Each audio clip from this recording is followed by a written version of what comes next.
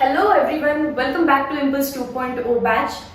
जसं तुम्हाला मी कालच्या व्हिडिओमध्ये सांगितलं की आपण रिव्हिजन सिरीज स्टार्ट करतोय. 45 मिनिट्स टू 1 आवरचा व्हिडिओ असेल ज्याच्यामध्ये मी प्रत्येक टॉपिकचं एक्झॅक्टली तुम्हाला काय करायचंय हे सांगते. तुम्ही सगळे बोर्ड्स प्लस सीईटीची प्रिपरेशन करताय. सो पहिलं कन्फ्युजन हे दूर करा की मॅम बोर्डचा अभ्यास करत करत सीईटीचा अभ्यास कसा करू. हे दोन अभ्यास काही वेगळे नाहीये. तुम्हाला बोर्डचा अभ्यास करायचे, थेरी तुमची परफेक्ट करून घ्यायची आणि त्याच थेरीच्या बेसिसवरती तर आपल्याला एमसीक्यू टिक करायचे. सो तुमची बोर्ड एक्झाम होईपर्यंत तुमची थिअरी इतकी स्ट्रॉंग करा की आफ्टर बोर्ड एक्झाम आपण क्विकली एमसीक्यू टिक करू शकेल. सो सॉलिड स्टेटची ही पीडीएफ मी तुम्हाला शेअर करतेय. जर तुम्ही माझे जुने स्टुडंट असाल, तुम्ही मला चिमूस केमिस्ट्रीवरती पण फॉलो करत असाल तर तुम्हाला माहिती आहे अगदी आधीपासून आपण सॉलिड स्टेटची हीच पीडीएफ यूज करतोय. ही अख्खी पीडीएफची ड्राईव्ह लिंक मी खाली डिस्क्रिप्शन सेक्शन मध्ये देतेय. याच्यामध्ये जो माझा फोन नंबर दिलाय तो फार जुना फोन नंबर आहे. सो प्लीज त्याच्यावरती कॉल करायचा प्रयत्न करू नका. तुमचे जे काही डाऊट्स असतील ते खाली चॅट सेक्शन मध्ये सांगा. And let's get started. Solid state मध्ये तुम्हाला सगळ्यात पहिल्यांदा हे समजून घ्यायचंय की या टॉपिकला शिकायचंय कसं. तर या टॉपिकला आपण टोटली 3 पार्ट्स मध्ये शिकूया. आता 3 पार्ट्स मध्ये कसं काय, तर पहिला जो पोर्शन असणार आहे तो सगळ्यात थिअरी पोर्शन असणार. दुसरा जो पोर्शन असणार, मी एक टप्प्याने परत तुम्हाला एक्सप्लेन करतेच आहे. दुसरा जो असणार आहे तो असणार डायग्रामॅटिक, ज्याच्यामध्ये तुम्हाला थोडेसे डायग्राम्स काढायला लागतात आणि डायग्रामॅटिक वरून तुम्हाला कॅल्क्युलेशन्स करायला लागतात. Diagrammatic and calculations. पण हे calculations as they are based on diagram ते खूप इझी कॅल्क्युलेशन्स असणार आहे. And third tough calculations that is numerical. So या 3 टप्प्यामध्ये शिकायचं आहे. सो क्विकली आपण थेरी पोर्शन बघून घेऊया. थेरी पोर्शन मध्ये काय असणार आहे रे, तर इंट्रोडक्शन, सॉलिडची शॉर्ट नोट. आता मी अगदी बेसिक पासून सांगतेय. ज्या मुलांचा सॉलिड स्टेट ऑलरेडी परफेक्ट झालाय त्यांनी क्विकली कुठे जा, डायग्रामॅटिक अँड कॅल्क्युलेशन्स आणि न्यूमेरिकल पार्टला. इंट्रोडक्शन मध्ये काय करायचंय तुम्हाला, तर इंट्रोडक्शन मध्ये सॉलिड ची शॉर्ट नोट मी या पीडीएफ मध्ये दिली आहे. आता ही लर्न करायची नाहीये, जस्ट रीड करायची आहे. सो दॅट तुम्हाला इच अँड एव्हरी पॉइंट त्यातला माहिती असला पाहिजे. एमसीक्यू कसाही कुठूनही फिरवून विचारला जातो. टाइप्स ऑफ सॉलिड, सॉलिडचे 2 टाइप आहेत. कोणते कोणते, crystalline solid and amorphous solid. So at least नावं माहिती पाहिजे. Crystalline solid, what are crystalline solid? असे सॉलिड्स की ज्याच्यामध्ये सॉलिडचे पार्टिकल्स अगदी व्यवस्थितरित्या अरेंज्ड आहेत. हा एक ऍटम, बरोबर त्याच्या शेजारी दुसरा ऍटम, बरोबर त्याच्या शेजारी तिसरा atom. And he arrangement all over the 3D space जेव्हा कंटिन्यू करते तेव्हा एक सॉलिड बनतो. जर सॉलिड मध्ये पार्टिकल्सची अरेंजमेंट उत्कृष्ट पद्धतीची आहे, दॅट इज डेफिनाइट अरेंजमेंट आहे, तर आपण त्याला क्रिस्टलाइन सॉलिड म्हणतो. आणि तुम्हाला एक्झाम्पल विचारलं तर तुम्ही सगळ्यात बेसिक एक्झाम्पल सांगा. NaCl, diamond. ठीक आहे, बरेचसेच एक्झाम्पल आपल्याला बघायचे. Then amorphous solid. Talking about amorphous solid, amorphous सॉलिडला दुसरं नाव देतात सुडो सॉलिड्स. अमॉर्फस सॉलिड्सना दुसरं नाव देतात सुडो सॉलिड्स. अँड क्रिस्टलाइन सॉलिड्सला म्हटलं जातं दे आर ट्रू सॉलिड्स. आता ट्रू सॉलिड्स म्हणजे खरे सॉलिड्स, सुडो सॉलिड्स म्हणजे फॉल्स सॉलिड्स. आता फॉल्स का, यांच्यामध्ये पार्टिकलची अरेंजमेंट अशी सुंदर प्रकारे नसते, ओबडधोबड कशीही अरेंजमेंट असते. ठीक आहे, प्लस त्यांना सुपर कूल्ड लिक्विड म्हणतात. अमॉर्फसचे एक्झाम्पल आहे ग्लास. आणि ग्लास ची जी डिस्कव्हरीची स्टोरी आहे मी तुम्हाला लास्ट एका लेक्चर मध्ये सांगितलेलं आहे. त्यामध्ये सुपर कूल लिक्विड्स आहेत. अमॉर्फस सॉलिडचे एक्झाम्पल जर तुम्हाला द्यायचं झालं तर तुम्ही एक्झाम्पल देऊ शकताय ग्लास. सगळ्यात बेस्ट एक्झाम्पल आहे. ठीक आहे, तुमच्या टेक्स्टबुक मध्ये त्यांनी तुम्हाला टार पण दिलेलं आहे. सो टार किंवा ग्लास किंवा कोल यापैकी कोणतंही एक्झाम्पल ते तुम्हाला विचारू शकतात. डन. आता बरेचसे स्टुडंट म्हणणार ma'am crystalline and amorphous solid हा तर रिड्यूस सिलेबस आहे. जर तुम्ही केमिस्ट्रीचं माझं लेक्चर करत असाल तर प्लीज, मी याआधी पण बऱ्याच वेळा सांगत आले की हे रिड्यूस्ड वगैरे हे तुम्ही माझ्यासमोर तर बोलूच नका. जर सिलेबस ऍक्च्युअल मध्ये रिड्यूस्ड असता तर तुमच्या क्वेश्चन बँक मध्ये रिड्यूस सिलेबसवर क्वेश्चन का आहेत? सो थोडंसं विचार करा. आणि या छोट्या छोट्या गोष्टींवरती इतकं थिंक करायचं नाही. जर कोविड नसता तर अख्खं पुस्तक करायला लागलंच असतं ना. मग समजा ना नाहीये कोविड आणि तुम्हाला सगळं पुस्तक करायचं, मी अगदी छोट्या छोट्या कन्सेप्ट तुम्हाला सांगतेय, समजून सांगतेय, सो तुम्ही आरामात त्या पाठ करू शकता. समजलं? सो अमॉर्फस अँड क्रिस्टलाइन याच्या शॉर्ट नोट्स करू नका. शॉर्ट नोट्स करू नका कारण बोर्ड तुम्हाला त्याची शॉर्ट नोट विचारणार नाहीये, बट सीईटी एमसीक्यू तर विचारू शकते, तर त्यासाठी करायचं. त्याच्यानंतर क्रिस्टलाइन सॉलिड्सच्या दोन प्रॉपर्टीज आहेत, आयसोमॉर्फिझम अँड पॉलिमॉर्फिझम. या दोन प्रॉपर्टीज मी तुम्हाला डिटेलमध्ये सांगेन की काय आहेत आणि त्याचे एक्झाम्पल्स आपल्याला पाठ करायचे आहेत. And last classification of crystalline solid. बघा काय एवढं गरजेचं आहे हे शिकणं. Crystalline solid and amorphous solid तर रिड्यूस झाले ना, मग आपण का शिकतोय बिकॉज क्लासिफिकेशन करायचंय क्रिस्टलाइन सॉलिड्सचं, आयोनिक, कोव्हॅलेंट, मॉलिक्युलर, मेटॅलिक. कालच मी सॉलिड स्टेटची क्वेश्चन बँक रेकॉर्ड करून टाकली आहे आणि त्यामध्ये मला मुलांनी विचारलं की मॅम मॉलिक्युलर सॉलिड क्रिस्टलाइन आहे की अमॉर्फस आहे. जर तुम्ही टेक्स्ट बुक वाचत असाल तर तुम्हाला क्लिअरली माहिती पाहिजे की क्रिस्टलाइन सॉलिडचे 4 पार्ट पडले, आयोनिक, कोव्हॅलेंट, मॉलिक्युलर, मेटॅलिक. मग विचारायची काय गरज आहे का रे? तुम्ही टेक्स्ट बुक वाचत नाही, तुम्ही काय यूज करता? शाला.com, गुगल. मग गुगलवरती काही आन्सर चुकलेली असतात, सो रेफर करा तुमच्या टेक्स्ट बुकला. चला लेट्स गेट स्टार्टेड. हे क्वेश्चन्स मी इथे डिस्कस करत नाहीये, अगदी बेसिक क्वेश्चन्स आहेत, सो आपण स्किप करतो या क्वेश्चन्सला, तुम्ही रीड करून घ्या. ठीक आहे, हा क्वेश्चन पण बेसिक आहे. Let's move ahead. सॉलिड स्टेटच्या ज्या शॉर्ट नोट बद्दल मी बोलत होते, क्विकली रीड करते. Solid is made up of small units such as atoms, ions, molecule. Solid atom पासून बनला असू शकतो, आयन्स पासून बनला असू शकतो, मॉलिक्युल्स पासून बनला असू शकतो. इतकी 3 नावं घेण्यापेक्षा आपण म्हणू शकतो सॉलिड पार्टिकल्स पासून बनलाय. छोटे छोटे पार्टिकल्स व्यवस्थित अरेंज झाले की काय बनतो? Crystalline solid. आणि तेच पार्टिकल ओबडधोबड अरेंज झाले तर काय बनतो? ओबडधोबड म्हणजे रॅन्डमली अरेंज झाले तर बनतो अमॉर्फस सॉलिड. व्यवस्थित अरेंज झाले तर क्रिस्टलाइन सॉलिड, ओबडधोबड अरेंजमेंट झाली तर अमॉर्फस सॉलिड. त्याच्यानंतर they have strong intermolecular force of attraction. तुम्हाला माहिती आहे solid strong force of interaction ने बाइंड आहे, लिक्विड त्याच्यापेक्षा कमी आणि गॅसेस सगळ्यात कमी. they have definite shape and volume. जसं की माझ्या हातातला हा पेन म्हणा, याला एक डेफिनाइट शेप आहे आणि याला एक डेफिनाइट व्हॉल्यूम आहे, याला स्पेस लागते. सो कुठलाही सॉलिड घ्या, it will have definite shape and volume. त्याचा melting and boiling point high असणार आहे कारण जर अरेंजमेंट इन पार्टिकल्स इतकी टाइट आहे, म्हटलं ना इंटरमॉलिक्युलर फोर्सेस स्ट्रॉंग आहे. जर इंटरमॉलिक्युलर फोर्सेस इतके स्ट्रॉंग असतील तर तो फोर्स, तो बॉन्ड तोडण्यासाठी तुम्हाला टेम्परेचर पण जास्त द्यायला लागतं. That means they have high melting and boiling point. They R generally hard. आता हा पेन घ्या, हा रिमोट घ्या, मोबाईल घ्या, बोर्ड घ्या, सगळे सॉलिड्स आहेत आणि ते कसे आहेत? They are hard. एक्सेप्शन कोण आहे? Sodium and potassium. Sodium and potassium CET इथे क्वेश्चन विचारू शकते. They are soft metals. Actually एक क्वेश्चन होता असा, which of the following are soft metals. त्याच्यामध्ये दिलेलं कॉपर, आयर्न, सोडियम, झिंक. काय आन्सर टिक करणार तुम्ही? सोडियम. अजून कोण आहे? पोटॅशियम. सॉलिड स्टेटच्या डेफिनेशन नंतर तुम्हाला माहिती पाहिजे की सॉलिड्स 2 टाइपचे असतात, क्रिस्टलाइन अँड अमॉर्फस. बघा, व्यवस्थित अरेंज पार्टिकल्स म्हणजे क्रिस्टलाइन आणि ओबडधोबड अरेंज आहेत. यामध्ये काही सिक्वेन्स आहे का?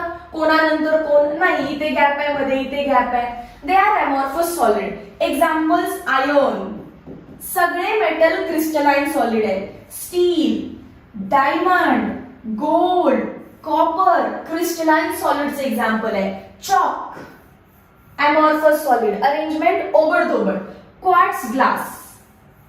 आता इथे सांगते, जेव्हा क्वार्ट्स ग्लास हे दोन्ही शब्द एकत्र येतात तेव्हा अमॉर्फस आहे, पण फक्त क्वार्ट्स आला तर ते एक्झाम्पल असणार आहे क्रिस्टलाइन सॉलिडचं. लास्ट पॉइंट नोट डाऊन करून घ्या.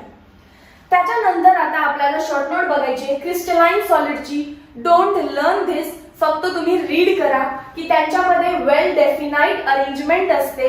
त्याच्यानंतर ती अरेंजमेंट लॉंग रेंज असते. लॉंग रेंज म्हणजे जिथपर्यंत तुमची नजर जाईल, असं म्हणतो ना आपण, जिथेपर्यंत माझी नजर जाते तिथपर्यंत आमचंच शेत आहे, तसं जिथपर्यंत तुमची नजर जाईल तिथपर्यंत अरेंजमेंट प्रॉपरच असणार आहे. लॉंग रेंज अरेंजमेंट असते त्यांच्यामध्ये. सगळ्यात इम्पॉर्टंट पॉइंट म्हणजे they show isomorphism and polymorphism and anisotropy. पक्का तुम्हाला याच्यावरती क्वेश्चन असतो की कोण अनआयसोट्रॉपी दाखवतं. Anisotropy shown by crystalline solid. कोण आयसोमॉर्फिझम दाखवतं, कोण पॉलिमॉर्फिझम दाखवतं. Answer is crystalline solid.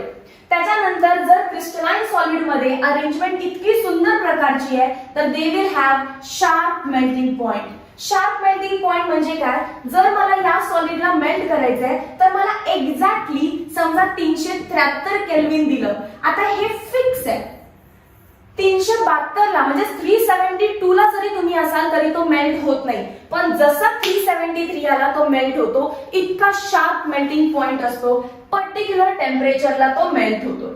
Example ice well structure arrangement आहे.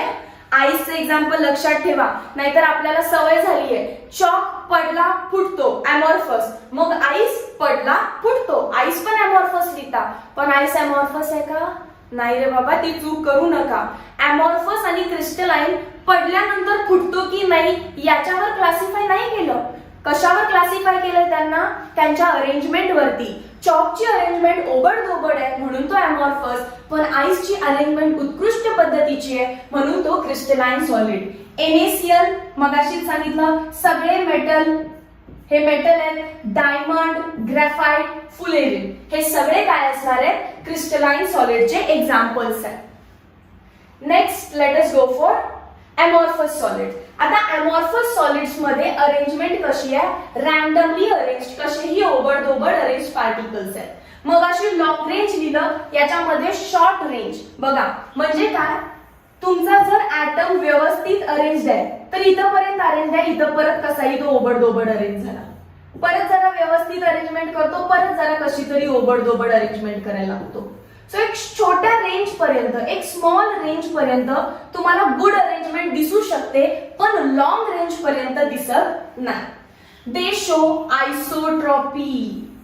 आता मगाचे 3 वर्ड्स आणि या वर्ड मध्ये कन्फ्युज होऊ नका. क्रिस्टलाइन सॉलिड मधले 3 वर्ड कोण आहेत? आयसोमॉर्फिझम, ठीक आहे, पॉलिमॉर्फिझम अँड अनआयसोट्रॉपी. हा कोण आहे? आयसोट्रॉपी. क्वेश्चन विचारला जातो, अंडरलाइन करा टेक्स्ट बुक मध्ये. हु शो आयसोट्रॉपी. आयसोट्रॉपी कोण दाखवतं? Amorphous solid. Amorphous solid reduce केले, बट आयसोट्रॉपी रिड्यूस केलेले नाहीये. आणि मग माझ्या मते तुमच्यापैकी एवढं कोणच हुशार नसेल की बाबा कुठला सिलेबस प्रॉपर रिड्यूस आहे, 100% रिड्यूस आणि कुठला नाही हे ओळखण्यासाठी. आपण पेपर सेटरचं दिमाग रीड करू शकतो का? नाही. ते ज्या मूड मध्ये असतील, आपल्याला माहिती आहे का एक्झाम सेट करताना त्यांचा मूड कसा होता. हा, बायको सोबत भांडून आले असतील तर हा मुद्दामून काय करणार, आता रिड्यूसच टाकतो. सो मुद्दामून कोण तुम्हाला रिड्यूस टाकणार नाही, बट नकळतपणे एखादा प्रश्न रिड्यूस मधून आला तर तुम्ही फाईट बॅक पण करू शकत नाही. बोर्ड एक्झाम झाल्यानंतर तुमच्यापैकी कोण अपील करायला जाणार नाहीये तिथे की हा रिड्यूस होता ना असं तसं. गप आपले मार्क जाणारच आहेत आणि आपण शांत बसणार. म्हणून मी म्हणते की तसला काही जुगाड करू नका, जे शिकवते ते शिकवत चला, शिकत चला. चलो next, melting point is not sharp. Crystalline मध्ये शार्प होता, इथे कसं आहे? Not sharp. म्हणजे जर या सॉलिडला तुम्हाला मेल्ट करायचं आहे ना आणि याचा मेल्टिंग पॉइंट असा नसतो 373, तो 300 किती म्हणू 70 पासून 375च्या रेंज यामध्ये मध्ये कुठेही मेल्ट होईल. कुठेही 370 ला पण जरा जरा स्टार्ट होईल, 71, 72, 73, 74, 75 या रेंज मध्ये तो मेल्ट होतो, पण एक्झॅक्टली एक पर्टिक्युलर टेम्परेचर तिथं नसतं. Example glass. ग्लास सांगितलं, प्लास्टिक, टार, चॉक आणि काय क्वार्ट्स ग्लास. जेव्हा 2 वर्ड एकत्र येतात क्वार्ट्स ग्लास, तर ते कोण आहे? अमॉर्फस सॉलिडचे एक्झाम्पल आहे. Let us go next, polycrystalline solid concept. आता विचार करत बसू नका, डायग्राम तुमच्या समोर आहे. इथं सगळा हा एक सॉलिड आहे, प्रॉपर अरेंज सॉलिड आहे म्हणजे तो क्रिस्टलाइन सॉलिड आहे. आणि सगळे पार्टिकल ब्लू कलरचे म्हणजे सिंगल क्रिस्टलाइन आहे. बघा किती सोपं असतं, सगळं नावात आहे. Single crystalline solid. Polycrystalline solid, solid आहे येस, प्रॉपर अरेंजमेंट आहे, क्या बात, क्यूब आहे, प्रॉपर अरेंजमेंट आहे म्हणजे क्रिस्टलाइन सॉलिड आहे. बट प्रत्येक पार्टिकल ब्लू कलरचा नाहीये, काही रेड आहेत, काही ब्ल्यू आहेत, काही फेंट ब्लू आहेत, काही ग्रीन आहेत. सो तो पॉली मेनी ऍटम्स पासून बनला तर त्याला म्हणायचं पॉली. आणि सिंगल एकाच ऍटम पासून बनला तर त्याला म्हणायचं single crystalline solid. Single crystalline सॉलिडचे एक्झाम्पल्स खूप रेअर आहेत, खूप रेअर आहे, हा रेअर आहे. आणि एक्झाम्पल कोण आहे त्याचं, डायमंड. तुम्हाला हेच विचारणार, give one example of single crystalline solid. काय लिहिणार तुम्ही, डायमंड. पॉलीक्रिस्टलाइन खूप आहे, NaCl घ्या, KCl घ्या, काही घ्या, NaCl, Na चा ऍटम, Cl चा ऍटम. समजलं? चल ठीक आहे. Next point, unit cell. आता जर मला सॉलिड बनवायचंय, सॉलिड तर दूरची गोष्ट, जर मला बिल्डिंग बनवायची आहे तर सगळ्यात पहिल्यांदा काय लागते रे, पहिली वीट, ब्रिक. पहिली वीट ती व्यवस्थित ठेवाल, त्याच्या बाजूला व्यवस्थित ठेवाल, त्याच्या बाजूला व्यवस्थित ठेवाल, त्याच्या वरती विटा व्यवस्थित ठेवाल आणि एक दिवस तुमची अशी भिंत आणि मग अख्खी बिल्डिंग तयार होईल. पण सगळ्यात बेसिक पार्ट काय होतं बिल्डिंग बनवताना, एक पहिली वीट, फर्स्ट ब्रिक. पहिली वीट, वीट म्हणजे brick, first brick. Similarly solid बनवताना पण एक छोटासा ब्रिक असतो, त्या ब्रिकलाच आपण युनिट सेल म्हणतो. युनिट सेल म्हणजे काय आहे, basic repeating unit of crystalline solid. कोणताही सॉलिड बनवत असताना एक युनिट असतं, एक असा पार्टिकल असतो की जो कंटिन्युअसली सगळीकडे रिपीट झाला की अख्खा सॉलिड बनतो. जसं की हे, हा सॉलिड आहे अख्खा, दिसतोय. या सॉलिडला कसं बनवू शकते, तर हा ग्रे कलरचा हायलाइटेड पोर्शन आहे ना, ग्रे कलरचा हायलाइटेड पोर्शन, हा मागे रिपीट केला, हा साइडला रिपीट केला, हा क्रॉस मध्ये रिपीट केला, हा खाली रिपीट केला. असं जेव्हा मी 3 डायमेन्शन स्पेस मध्ये रिपीट रिपीट रिपीट करत जाईन तेव्हा माझा अख्खा क्रिस्टल तयार होईल. परत इथे दाखवते बघा, समजा हा माझा क्यूब आहे, सगळ्यात बेसिक क्यूब आहे. हाच क्यूब मी जेव्हा या डायरेक्शन मध्ये, खालच्या डायरेक्शन मध्ये, या डायरेक्शन मध्ये, या डायरेक्शन, सगळ्या डायरेक्शन्स मध्ये रिपीट करेन तेव्हा माझा अख्खा क्रिस्टल बनेल. So this is basic repeating unit. हा बेसिक युनिट आहे की जो सगळ्या डायरेक्शन मध्ये रिपीट होणार आहे. So basic repeating unit of crystalline solid is called as unit cell. Next, isomorphism, त्या प्रॉपर्टीज. परत क्वेश्चन विचारते, आयसोमॉर्फिझम कोण दाखवतं, क्रिस्टलाइन सॉलिड. आयसोमॉर्फिझम कोण दाखवतं, क्रिस्टलाइन सॉलिड. आयसो म्हणजे सेम, मॉर्फिझम म्हणजे स्ट्रक्चर, सेम स्ट्रक्चर असणार आहे. आता सॉलिड 1, सॉलिड 2, दोन वेगवेगळे सॉलिड आहेत. म्हणजे हा आहे रामू, हा आहे शामू, वेगवेगळे माणसं आहेत हे, रामू शामू, पण दिसताना दिसतात कसे, सेम. म्हणजेच आपण त्याला काय म्हणतो, ट्विन. सो जे ट्विनची कन्सेप्ट आहे सॉलिड मध्ये वापरली की त्याला म्हणायचं isomorphism. They have same appearance, they have same structure. Examples किंवा आधी डेफिनेशन वाचा, 2 or more solids with same crystal structure. Same crystal structure असेल तर त्यांचा ॲटॉमिक रेशिओ पण सेम असतो. And similar chemical properties are called as isomorphism. Previous इयरच्या paper मध्ये ही डेफिनेशन विचारली आहे. प्रिव्हियस इयर म्हणजे तुमच्या जस्ट सिनियर्सची जी पेपर झाला त्याच्यामध्ये तिन्ही पॉइंट आले पाहिजे डेफिनेशन मध्ये. 2 or more solids having same crystal structure, same atomic ratio, similar chemical properties. Words बघा, सेम, सेम, सिमिलर, डिफरन्स आहे. प्रॉपर्टीज सिमिलर म्हणायचं. एक्झाम्पल, NaFMgO, एक Na एक F, रेशिओ 1:1. एक Mg एक O, again ratio 1:1. NaNO3 CaCO3, K2SO4 K2SeO4, Cr2O3 Fe2O3. तुम्हाला बघून लक्षात येत असतील दोन वेगवेगळे सॉलिड आहेत बट त्यांचं क्रिस्टल स्ट्रक्चर सेम आहे, त्यांचा ॲटॉमिक रेशिओ सेम आहे आणि त्यांच्या प्रॉपर्टीज पण कशा असतात, सिमिलर. चलो नेक्स्ट, पॉलीमॉर्फिझम. पॉली म्हणजे मेनी, मॉर्फिझम म्हणजे स्ट्रक्चर. आता मेनी स्ट्रक्चर असणार आहे म्हणजेच काय, आता तुमचा हा एक सॉलिड आहे, सॉलिड 1, पण सॉलिड 1 चं स्ट्रक्चर वेगळं आहे. हे पण स्ट्रक्चर आहे, हे पण स्ट्रक्चर आहे, हे पण स्ट्रक्चर आहे, हे पण स्ट्रक्चर आहे. सॉलिड किती आहेत? एकच, पण स्ट्रक्चर किती आहेत? स्ट्रक्चर 1, स्ट्रक्चर 2, स्ट्रक्चर 3, स्ट्रक्चर 4, वेगवेगळे स्ट्रक्चर असतात त्यांचे. फॉर एक्झाम्पल सिंपल एक्झाम्पल देऊन सांगते. घ्या तुमचा कार्बन. पण कार्बन एक्झिस्ट कसा करतो? कार्बन टेट्राहेड्रल मध्ये अरेंज झाला तर तो डायमंड सारखा दिसतो. कार्बन हेक्सागोनल मध्ये अरेंज झाला तर तो ग्रॅफाइट सारखा दिसतो.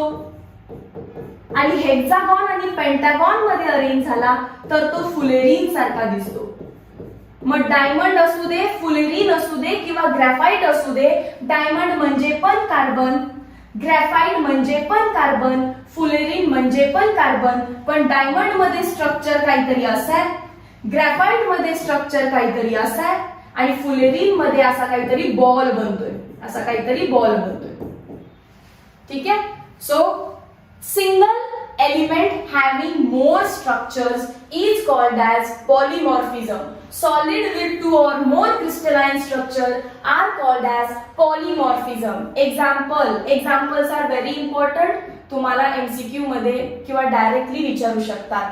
Sulphur, rhombic sulphur, monoclinic sulphur, वेगवेगळे स्ट्रक्चर आहेत. Calcium carbonate, calcite, aragonite, silica, alpha quartz, beta quartz, cristobalite. Even you can write 4th carbon. आता ते तुम्ही कंप्लीट करा. Diamond, graphite, fullerene. जेव्हा सल्फर, हा सल्फर काय आहे? एलिमेंट म्हणजे पिरियोडिक टेबल मध्ये तुम्हाला जर तो दिसत असेल तर तुम्ही त्याला डायरेक्टली एलिमेंट म्हणा. कार्बन दिसतो ना पिरियोडिक टेबल मध्ये, मग त्याला काय म्हणा? एलिमेंट. पण कॅल्शियम कार्बोनेट दिसतो का पिरियोडिक टेबल मध्ये? Ca दिसेल, कॅल्शियम दिसतो, कार्बन दिसतो, ऑक्सिजन दिसतो, पण CaCO3 कॅल्शियम कार्बोनेट असा दिसतो का? नाही. म्हणजे हा काय झाला? तुमचा मॉलिक्यूल. हा काय झाला? आपला मॉलिक्यूल. सिलिका म्हणजे SiO2. SiO2 दिसतो का पिरियोडिक टेबल मध्ये? नाही. म्हणजे तो काय झाला? मॉलिक्यूल.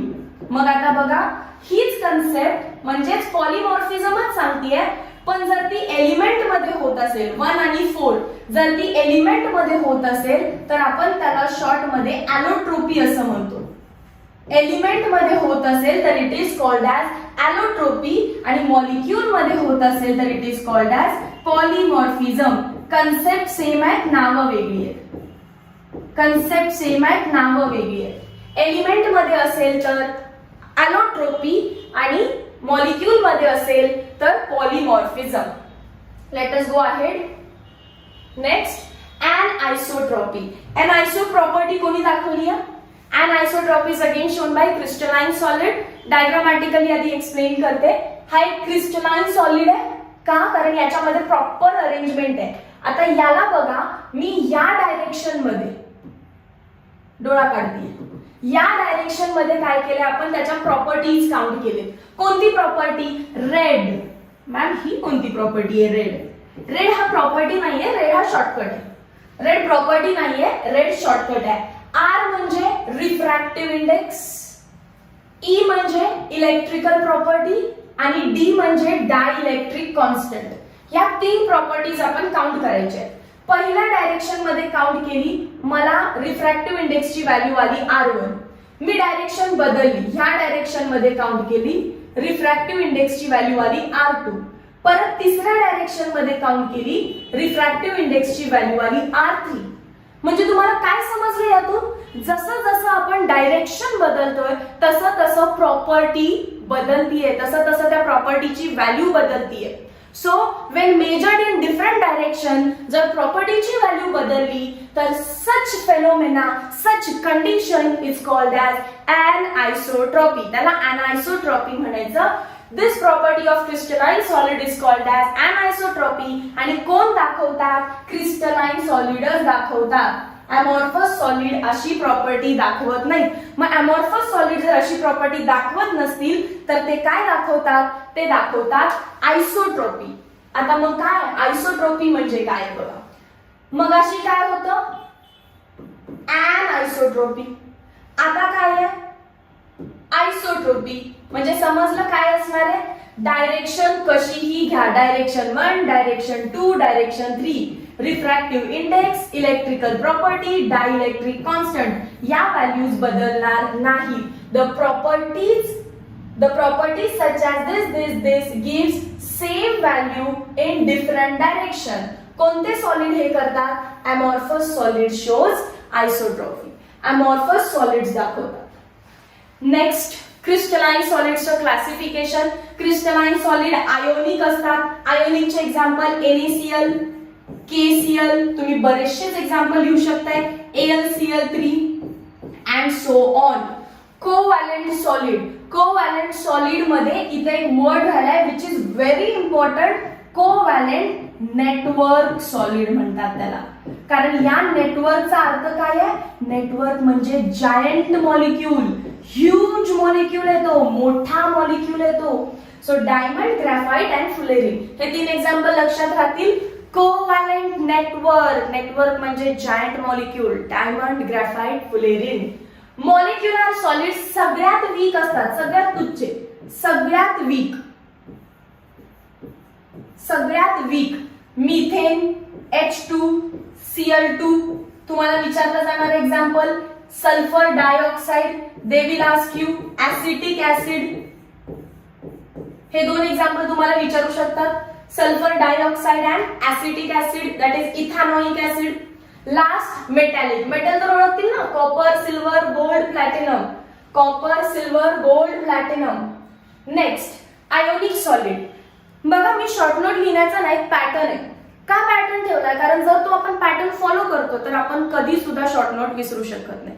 पॅटर्न एक्सप्लेन करते, त्या पॅटर्न मध्ये क्विकली 4 शॉर्ट नोट्स बघून घ्यायच्या. आयोनिक सॉलिड, पहिला तुम्ही कन्स्टिट्युएंट पार्टिकल लिहायचा, म्हणजे तो बनलाय कशापासून, त्याच्यानंतर तो हार्ड आहे का कसला आहे ते लिहायचं, म्हणजे आहे कसा ते लिहायचं. त्याच्यानंतर तुम्ही त्याच्या मेल्टिंग पॉइंट बद्दल लिहायचं, मग त्याच्या कंडक्टिव्हिटी बद्दल लिहायचं आणि लास्टला तुम्ही त्याचे एक्झाम्पल्स लिहिताय. हेच सेम पॅटर्न आपण सगळीकडे फॉलो करणार आहे. Let us start with first ionic solid. Ionic सॉलिडचं पहिलंच एक्झाम्पल बघा, मी तुम्हाला सांगितलेलं NaCl. सो कशापासून बनलाय तो, Na+ आणि Cl-. That is it is form from ions, cations and anions. हे झाले त्याचे कन्स्टिट्युएंट पार्टिकल्स. त्याच पॉइंट मध्ये लिहायचं तुम्ही त्यांच्यामध्ये फोर्स कोणता असतो, त्यांच्यामध्ये असतं electrostatic force of attraction. Ionic बॉन्डलाच काय म्हणतात, इलेक्ट्रोस्टॅटिक फोर्स ऑफ अट्रॅक्शन. आता NaCl इमॅजिन करा, हार्ड आहे ना ते, का सॉफ्ट आहे असं कापसासारखं, नाही, तो हार्ड आहे आणि ठिसूळ आहे. जरा प्रेशर अप्लाय करा, पावडरच होईल. मीठ घ्या हातावर असं करा, पावडर होईल, म्हणजे ठिसूळ आहे, दॅट इज ब्रिटल आहे. बट त्याचा मेल्टिंग पॉइंट जास्त आहे, कारण आयोनिक बॉन्ड सगळ्यात स्ट्रॉंग असतात. माहितीये का तुम्हाला, आयोनिक बॉन्ड स्ट्रॉंगर असतात कोणापेक्षा, तुमच्या कोव्हॅलेंट बॉन्ड पेक्षा. मी कोव्हॅलेंट नेटवर्क लिहिलेलं नाहीये, कोव्हॅलेंट लिहिलं. सगळ्यात स्ट्रॉंग कोण असतं मॅम, सगळ्यात स्ट्रॉंग असतो मेटॅलिक, सगळ्यात स्ट्रॉंग असतो मेटॅलिक, मग आयोनिक, मग कोव्हॅलेंट आणि सगळ्यात लास्टला कोण असणार आहे, मॉलिक्युलर, सगळ्यात तुच्छ. ठीक आहे, मग आयोनिक मध्ये जर बॉन्ड स्ट्रॉंग असेल तर मेल्टिंग पॉइंट पण हाय आहे. याची खासियत सगळ्यात जास्त काय माहितीये का, NaClचं तुम्हाला कंडक्टिव्हिटीवर क्वेश्चन असणार. NaCl जर सॉलिड स्टेट मध्ये घेतला तर तो इलेक्ट्रिसिटी कॅरी करत नाही. तुमच्या आमच्या घरामध्ये मीठ आहे, पण त्या मिठातून इलेक्ट्रिसिटी पास होत नाही, कारण तो सॉलिड स्टेट मध्ये. पण ऍज सून ऍज तुम्ही त्याचं सोल्युशन बनवलं, त्याच्यामध्ये पाणी टाका आणि आता वायर लावा त्याला, तर डेफिनेटली इलेक्ट्रिसिटी पास होईल. So they are non-conductors in solid state, but they are good conductors in dissolved state. पाण्यामध्ये टाकल्यावर किंवा molten state म्हणजे थोडंसं त्याला हीट केल्यानंतर. Example NaCl, K2SO4, CaF2, KCl and so on. Next, covalent network solid. Covalent network solid मध्ये कोणापासून बनलेत ते, तर मॉलिक्युल्स पासूनच बनलेत किंवा ऍटम्स पासून बनलेत म्हणून आपण. कार्बन पासून आहे. एक्झाम्पल कोण आहे, डायमंड, ग्राफाइट, फुलेरिन.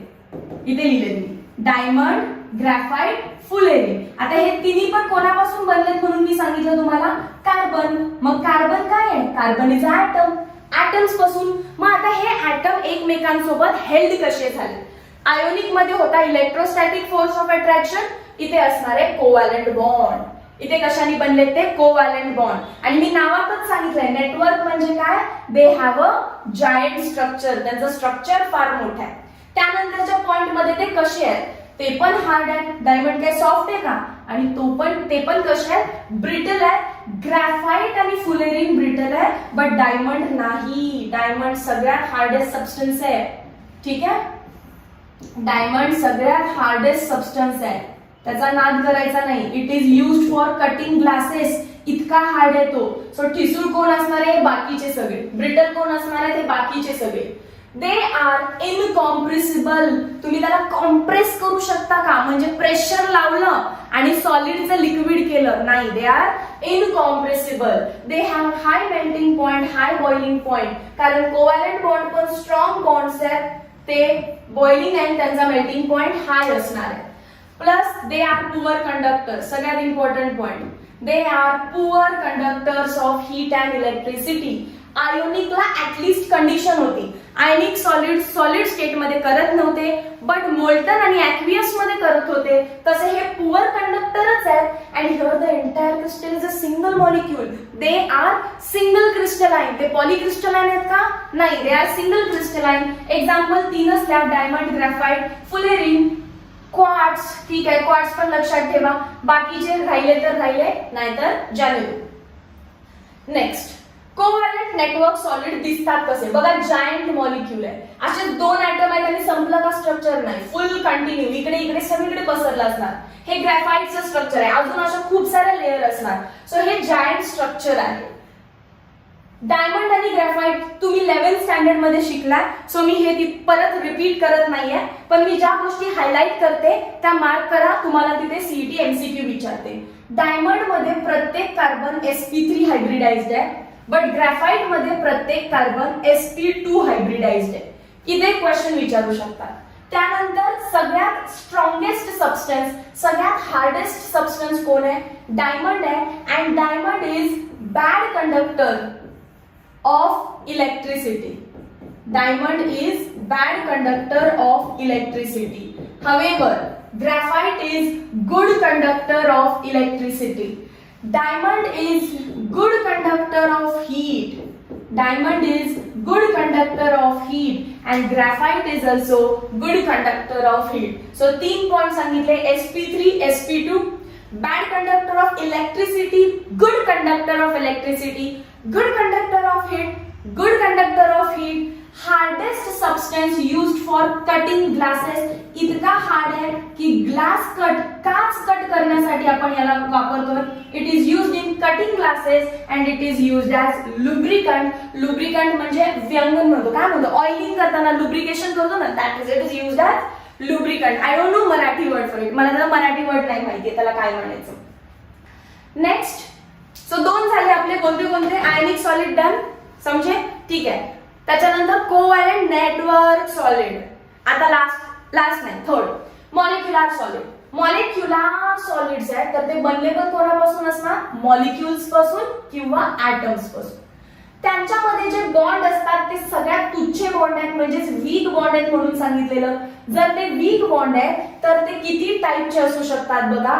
बॉन्ड असू शकतो weak dipole dipole, very weak dispersion force also called as London force, किंवा हायड्रोजन बॉन्डिंग. हे 3 टाइपचे फोर्स त्याच्यामध्ये पाहायला भेटतात. डायपोल डायपोल त्यांच्यामध्ये की ज्यांच्यामध्ये तुम्ही चार्ज लिहू शकता, असं लिहू शकता ना, H+Cl- H+OH-. माहितीये का तुम्हाला हे, दाखवते चला. बघा, HCl, H आणि Cl याच्यावरती पार्शल पॉझिटिव्ह पार्शल निगेटिव्ह. त्याच्यानंतर SO2, oxygen more electronegative partial negative, sulphur partial positive, oxygen partial negative. HOH, hydrogen partial positive, oxygen partial negative. ज्यांच्यावरती पॉझिटिव्ह निगेटिव्ह चार्ज देऊ शकताय they are called as dipoles. So they show dipole dipole interaction. HCl, HOH, SO2 are molecular solids. त्यानंतर London force. London force म्हणजे सगळ्यात weak force आहे तो, आणि तो फोर्स असतोच कोणामध्ये. आता मला सांगा, मी जर H2 मॉलिक्यूल काढला, HH, तर मी याच्यावर पार्शल पॉझिटिव्ह पार्शल निगेटिव्ह देऊ शकते का? नाही. इथं वेगवेगळे होते. जो इलेक्ट्रॉन निगेटिव्ह होता त्याला निगेटिव्ह लिहिलं, जो इलेक्ट्रॉन पॉझिटिव्ह होता त्याला पॉझिटिव्ह लिहिलं. इथं दोन्ही सेम आहे, त्यामुळे इथे चार्जच नाही. मग चार्ज नाही तर हा मॉलिक्यूल आणि त्याच्या शेजारचा दुसरा मॉलिक्यूल आहे, यांच्यामध्ये जे इंटरॅक्शन असतं ते असतं लंडन फोर्स. त्याला 3 नाव आहेत: London force, dispersion force, van der Waal force. कोणामध्ये असणार? मग सेम ऍटम्स एकत्र आले, diatomic molecule, H2Cl2 CH4 argon neon. Argon neon inert आहे. आता आर्गॉन इनर्ट, दुसरा आर्गॉन शेजारचा इनर्ट, ते दोघे एकमेकाला अट्रॅक्ट करतील का? नाही करणार. पण त्यांच्याकडे छोटासा फोर्स असतो. जर दोन गोष्टी एकमेकाला अट्रॅक्ट करत नसतील तर त्यांच्यामध्ये काहीच नाही असं म्हणायचं नाही. त्यांच्यामध्ये थोडं तरी काहीतरी असतं. That is van der Waal force of interaction. That is असं समजा की तुम्ही आणि तुमचा क्रश, तुमच्यामध्ये काय आहे का? नाही. पण असं नसतं. काय नसलं तरी काय असतो? छोटासा वीक फोर्स असतो, called as van der Waal force or London force. आणि म्हणजे तुम्ही काय झाला? Molecular solid. वीक फोर्स असेल तर काय असतो? मॉलिक्युलर सॉलिड असतो. Intermolecular hydrogen bonding. Hydrogen bonding ओळखायचं असेल तर लक्षात ठेवा, काय? हेलिकॉप्टर? नाही, फॅन. हायड्रोजन बॉन्डिंग कोणामध्ये हे ओळखायचं असेल तर फॅन, पण आपल्या फॅनचं स्पेलिंग चुकलंय, FON. तो मॉलिक्यूल की ज्याच्यामध्ये फ्लोरीन आहे, असा मॉलिक्यूल की ज्याच्यामध्ये ऑक्सिजन आहे, आणि असा मॉलिक्यूल की ज्याच्यामध्ये नायट्रोजन आहे. बघा, ऑक्सिजन कोणामध्ये? Water, ammonia, nitrogen, HF. पण हे सगळे कोणाला अटॅच पाहिजे? हायड्रोजनला.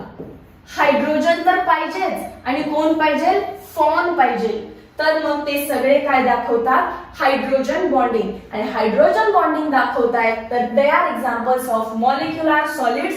दे आर सॉफ्ट, कारण मगाशी सांगितलं ते तुच्छ बॉन्ड आहे, वीक आहेत, व्हेरी वीक आहेत, आणि जर वीक असतील तर दे are soft. and they have weak intermolecular forces. जर ते weak आहेत तर they are poor conductors of heat and electricity. That is, they act as good insulator. They act as good insulator. Last, metallic solid. Constituent particles असणार आहेत metal, bond असणार आहे metallic bond. ते तुम्हाला विचारू शकतात what is definition of metallic bond. आता समजा की हा मेटल आहे, हा मेटल आहे कॉपरचा. Copper, copper, copper, copper, copper. पण तुम्हाला माहिती आहे metal has tendency to lose electron. हे इलेक्ट्रॉन लूज करणार आहे, आणि जर ते इलेक्ट्रॉन लूज करणार आहे तर त्यांच्यावर चार्ज कुठला येणार? कॉपर +2, कारण कॉपरने 2 इलेक्ट्रॉन बाहेर टाकले. कॉपर +2, कारण कॉपरने 2 इलेक्ट्रॉन बाहेर टाकले. कॉपर +2, 2 इलेक्ट्रॉन बाहेर. कॉपर +2 +2 +2, आणि सगळेजण काय करतात? इलेक्ट्रॉन्स बाहेर टाकतात. याचा अर्थ काय झालं रे? आता मेटल मध्ये कोण कोण आहे? Positively charge metal cation. Metal cation आहे की जो पॉझिटिव्हली चार्ज आहे, अँड निगेटिव्हली चार्ज कोण आहे? निगेटिव्हली चार्ज इलेक्ट्रॉन्स आहेत. Electrons are negatively charge. मग पॉझिटिव्ह आणि निगेटिव्ह मध्ये काहीतरी अट्रॅक्शन असणार, that is called as metallic bond. Metallic bond कसा बनला? It is a bond between positively charge metal cation and negatively charge C of electron. C of electron हा शब्द काय यूज केला? तिथे 1-2 इलेक्ट्रॉन नाही आहेत, भरभक्कम असे इलेक्ट्रॉन आहेत. सो इट इज पुढे द इलेक्ट्रॉन्स. जाऊ दे डेफिनेशन कुठे आहे बघा. इथे पॉझिटिव्हली चार्ज कॅटायन कोणामध्ये? Negatively charge C of electrons. So definition कशी लिहिणार आहे तुम्ही? It is attractive interaction between positively charged metal cation. या कॅटायन कोणाचा येतो? Metal cation, and negatively charged C of electron is called as metallic bond. I hope तुम्हाला समजलं काय झालेलं. त्यानंतर मेटल्स आर मेलिएबल 10वी, डक्टाइल 10वी, लस्टर 10वीत झालंय, good conductor of heat and electricity 10वीत झालेलं आहे. चला पुढे. हे झालं तुमचा थेरॉटिकल पोर्शन. थेरॉटिकल पोर्शन नंतर काय करायचंय? सम डायग्रामॅटिक पोर्शन. आणि डायग्रामॅटिक पोर्शन मध्ये तुम्हाला छोटे छोटे कॅल्क्युलेशन्स करायचे. So let us start. तुम्हाला ही सिक्वेन्स फॉलो करायची. सगळ्यात पहिल्यांदा तुम्हाला क्रिस्टल सिस्टीम माहिती पाहिजे. आपल्याकडे 7 क्रिस्टल सिस्टीम आहेत. 7 क्रिस्टल सिस्टीम्स. 7 क्रिस्टल सिस्टीम्सची हिंट काय सांगते रे मी always? Cute our mother. CUTE cute. OUR our नाहीये ते, our mother. Cute our mother. Cute our mother वरून तुम्ही क्विकली 7 क्रिस्टल सिस्टीम सांगू शकता. आणि त्या क्रिस्टल सिस्टीम्स कशा आहेत? CU म्हणजे क्यूबिक, आणि या चॅप्टर मध्ये फक्त क्यूबिकच शिकायचे, बाकी कोणत्या शिकायच्या नाहीत. TE म्हणजे टेट्रागोनल. TE म्हणजे टेट्रागोनल. OUR म्हणजे ऑर्थोरॉम्बिक. ऑर्थोरॉम्बिक. MO म्हणजे मोनोक्लिनिक. MO म्हणजे मोनोक्लिनिक. T म्हणजे ट्रायक्लिनिक. ज्यांना हे ऑलरेडी येतात त्यांनी माझ्या पुढे म्हणा बरं. ट्रायक्लिनिक नंतर काय येतं? मनात म्हणा बघा करेक्ट येतं का? HE म्हणजे हेक्सागोनल. आणि लास्टचा R काय असतो? मनातल्या मनात म्हणून घ्या, आणि करेक्ट आलं तर जश्न. R म्हणजे काय असतो? रॉम्बोहेड्रल. R म्हणजे काय असतो? रॉम्बोहेड्रल. खरं तर ही नावं माझ्या पीपीटी मध्ये आहेत, तरी पण मी का लिहिली? कारण तुम्हाला माहिती असू दे देर आर 7 क्रिस्टल सिस्टीम्स. काही वेळा क्वेश्चन आला ना एग्जाम मध्ये, मुलं लिहितात देर आर 4 क्रिस्टल सिस्टीम. अबे 4 कहां से? 4 नाही आहेत, किती आहेत? 7 क्रिस्टल सिस्टीम आहे. आणि नेक्स्ट क्वेश्चन एक्झामिनर लगेच विचारतात there are how many Bravais lattices. There are how many Bravais lattices. Bravais lattices किती आहेत आपल्याकडे? ब्रॅव्हिस लॅटायसेस आहेत 14. 14 कसे?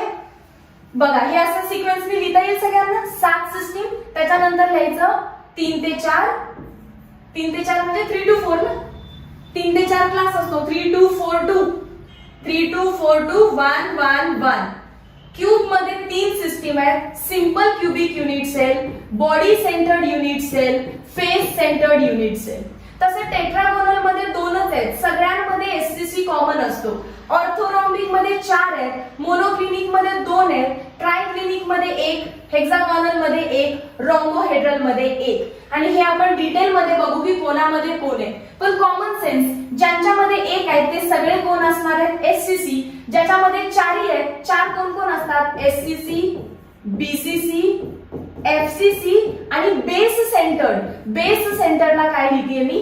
ECC. मग राहिला विषय कोण? Tetragonal and monoclinic. सो तुम्हाला एक्झामिनर इथंच क्वेश्चन विचारतात की बाबा टेट्रागोनल मध्ये कोण 2 ब्रॅव्हिस लॅटायसेस आहेत आणि मोनोक्लिनिक मध्ये कोण 2 ब्रॅव्हिस लॅटायसेस आहेत. स्टे ट्यून्ड, हे आपल्याला बघायचंय. 7 क्रिस्टल लॅटायसेस पार्ट झाले. क्रिस्टल लॅटायसेस म्हणजे क्रिस्टल स्ट्रक्चर. आणि 14 ब्रॅव्हिस लॅटायसेस पण पार्ट झाले. 3 to 4 2 1 1 1.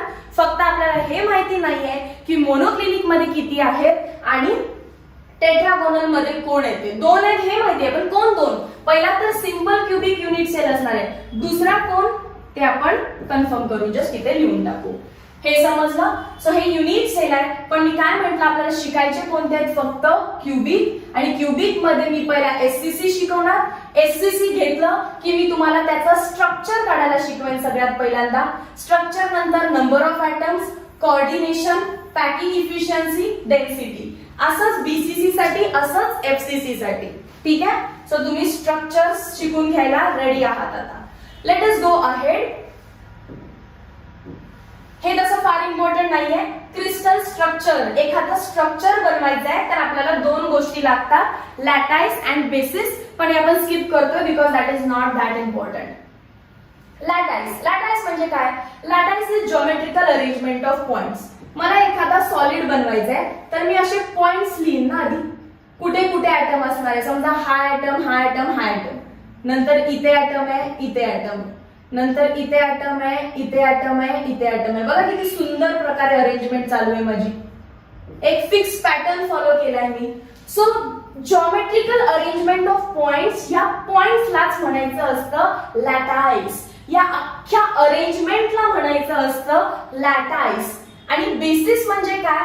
त्या पर्टिक्युलर पॉइंटला, हे नुसते पॉइंट आहेत, त्या पर्टिक्युलर पॉइंटला जेव्हा मी माझा ऍटम लिहून ठेवेन, त्या पर्टिक्युलर पॉइंटला जेव्हा मी माझा ऍटम लिहून ठेवेन तेव्हा त्याला बेसिस म्हणायचं. नुसते पॉइंट्स म्हणजे लॅटाईस. नुसते point, geometrical arrangement of points म्हणजे लॅटाईस. आणि constituent particles attach to the lattice point, constituent particle जेव्हा त्याच्यावर बसतो, it is called as basis.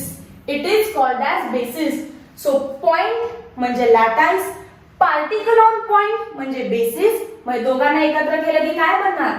Lattice plus basis will give me crystal structure. अख्खा सॉलिड तयार झाला तिथे. युनिट सेल तर मी मगाशीच सांगितला. त्यानंतर आपल्याला क्यूब शिकायचं आहे. तर तुम्ही ज्या रूम मध्ये बसलाय त्या रूमला किती कॉर्नर आहेत काउंट करा. 8 कॉर्नर असतात. 1 2 3 4 5 6 7 8. सो तुम्ही ज्या रूम मध्ये बसलाय त्याला क्यूब कन्सिडर करा. 8 कॉर्नर असणार आहेत. एज म्हणजे 2 कॉर्नरला जॉईन करणारी लाईन. सो 1 2 3 4 5 6 7 8 9 10 11 12. एजेस किती आहेत? 12. आणि फेस म्हणजे तुम्ही त्याचे भिंती काउंट करा. वर जो तुमची छत आहे त्याला पण भिंतच माना, पर्याय नाहीये. 1 भिंत, खालची जमीनला पण भिंत माना. 2 भिंत, साइडची 3री, या साइडची 4थी, मागची 5वी आणि समोरची 6वी. सो 6 फेसेस असणार आहेत. 8 corner, 12 edges, 6 faces. This was the basic thing की जी मला पाहिजे होती. त्यानंतर पुढे चला. नेक्स्ट, गेले 45 मिनिट्स व्हिडिओ बनवते. मग परत अचानक मनात आलं व्हिडिओ कॅमेरा तरी ऑन आहे की नाही. नाहीतर कधी कधी असं होतं आम्ही अख्खा व्हिडिओ बनवतो 1-2 तासाचा आणि मग आम्हाला समजतं की आम्ही कॅमेराच ऑन नाही केला. सो जस्ट कन्फर्म केलं. Let's go back. There are 4 types of unit cell. Unit cell म्हणजे काय? Basic repeating unit of a crystal structure is called unit cell. Unit cell 4 टाइपच्या असतात. मी सांगितलं ना तुम्हाला क्युबिक शिकायचे आपल्याला. मग क्युबिक स्ट्रक्चर बनवायचं असेल तर युनिट सेल कोणत्या आहेत? Simple cubic unit cell. Next, body centred cubic unit cell. Next, face centred cubic unit cell. Cubic मध्ये 3 आहे बट टोटल किती असतात? 4. ऑर्थोरॉम्बिक कन्सिडर करा. ऑर्थोरॉम्बिक हे टी आहे. ऑर्थोरॉम्बिक कन्सिडर करा. ऑर्थोरॉम्बिक मध्ये ब्रॅवाइस लॅटायसिस किती होते? 4. कोणते कोणते? पहिला असतो सिंपल SCC, नंतर असतो बॉडी सेंटर्ड BCC, नंतर असतो फेस सेंटर FCC आणि लास्टला होता एंड सेंटर्ड ज्याला आपण बेस सेंटर्ड असं म्हणतो ECC. सो युनिट सेल 4 टाइपचे आहेत आणि म्हणून उत्तर 4 लिहितात. आता क्वेश्चन आहे का? There are how many types of unit cell? 4. There are how many types of Bravais lattices? 14. There are how many types of crystal systems? 7. व्यवस्थित लक्षात ठेवा. ठीक आहे. चलो let us start with cubic. Cubic मध्ये 3च आहे. 3 मध्ये पहिला लक्षात ठेवायचं आहे तुम्हाला सिंपल क्यूब आहे. क्यूब मध्ये मी ऍटम्स लावलेत आणि मी जर क्वेश्चन विचारला ऍटम्स कुठे आहे तर कॉर्नर. जेव्हा ऍटम फक्त आणि फक्त कॉर्नरला असतील, ऍटम्स फक्त आणि फक्त कॉर्नरला असतील तर it is called as simple cubic unit cell. आता कॉर्नरला पण लावलेत प्लस 1 ऍटम कुठे लावला? बॉडीच्या सेंटरला. त्याला काय म्हणायचं? बॉडीची सेंटर. बॉडी म्हणजे cube, not your body. Body म्हणजे क्यूब. बॉडीच्या बरोबर सेंटरला लावलाय. आणि जर ऍटम कॉर्नरला पण आहेत, कॉर्नरला तर आहेतच प्लस कुठे? बॉडी सेंटरला आहे, तर त्याला म्हणायचं body centre cubic unit cell. तर त्याला म्हणायचं body centre cubic unit cell. आता last face centre cubic unit cell. Atoms कॉर्नरला पण असतात बघा, आटीच्या आटी कॉर्नरला आहे प्लस कुठे? तुमच्या फेसच्या मध्ये, वरच्या फेसच्या मध्ये, खालच्या फेसच्या मध्ये, लेफ्ट फेसच्या मध्ये, राईट फेसच्या मध्ये, बॅक आणि फ्रंट, बॅक आणि फ्रंट. सो कॉर्नरला असतातच आणि कुठे असतात? फेसच्या सेंटरला असतात. आणि कुठे असतात? फेसच्या सेंटरला असतात. आणि बेस सेंटर क्युबिक मध्ये नाहीये, पण मी क्युबिक शिकवायच्या आधी तुम्हाला 4 मेन कोणते सेल आहेत ते शिकवते. SCC कसा दिसतो? Only at corner. बीसीसी कसा दिसतो, कॉर्नर आणि बॉडी फेस, बॉडी सेंटर. त्याच्यानंतर एफसीसी कसा दिसतो, all the corners and face centre, भिंतींच्या असा मध्ये असतो. आणि ईसीसी कसा दिसतो, corner plus one face centre, किंवा आपण लिहू अपोजिट फेस, वन नाही अपोजिट फेस सेंटर.